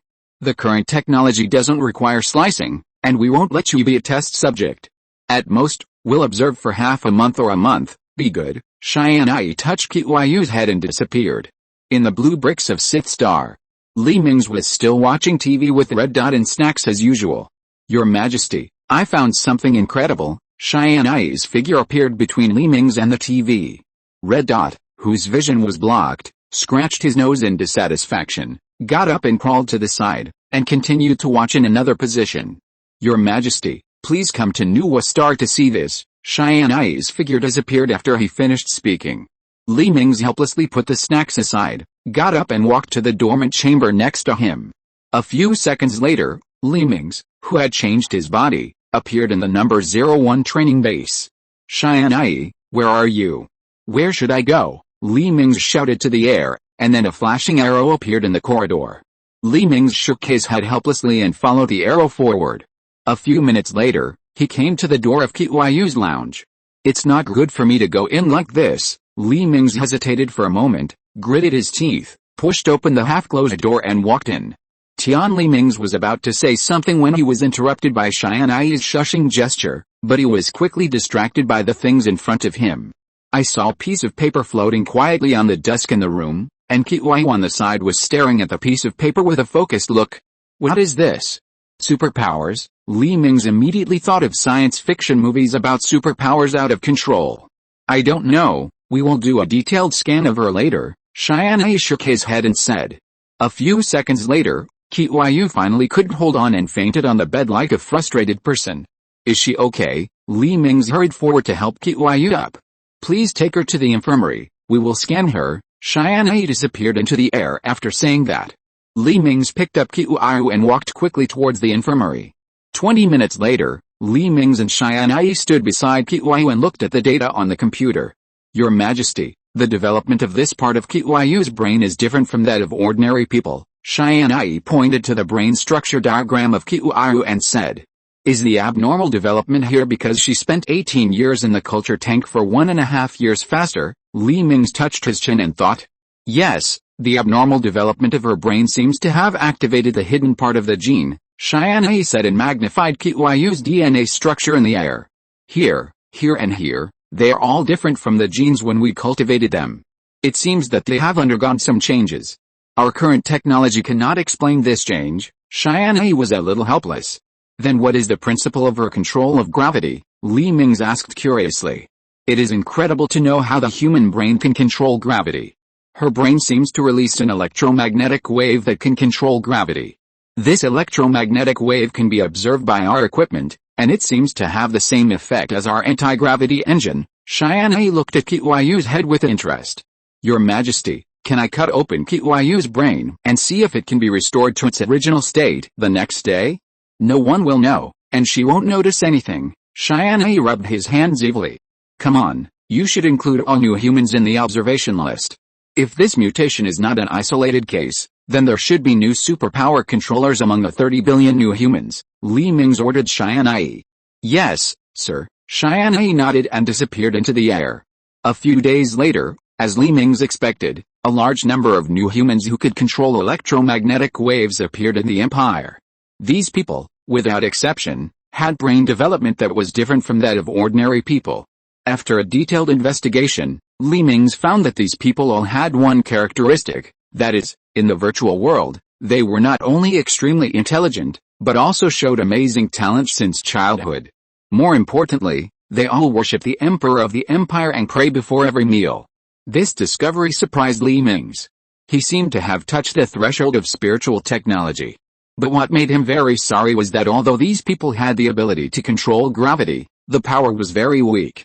At most, they could only control a pencil, and the speed of improvement was extremely slow. There would be no hand-chopping of battleships similar to the Star Wars Force. End of this chapter. Thank you very much for reaching the end. Don't forget to like. Looking for more exclusive content and immediate access? Subscribe to our Patreon.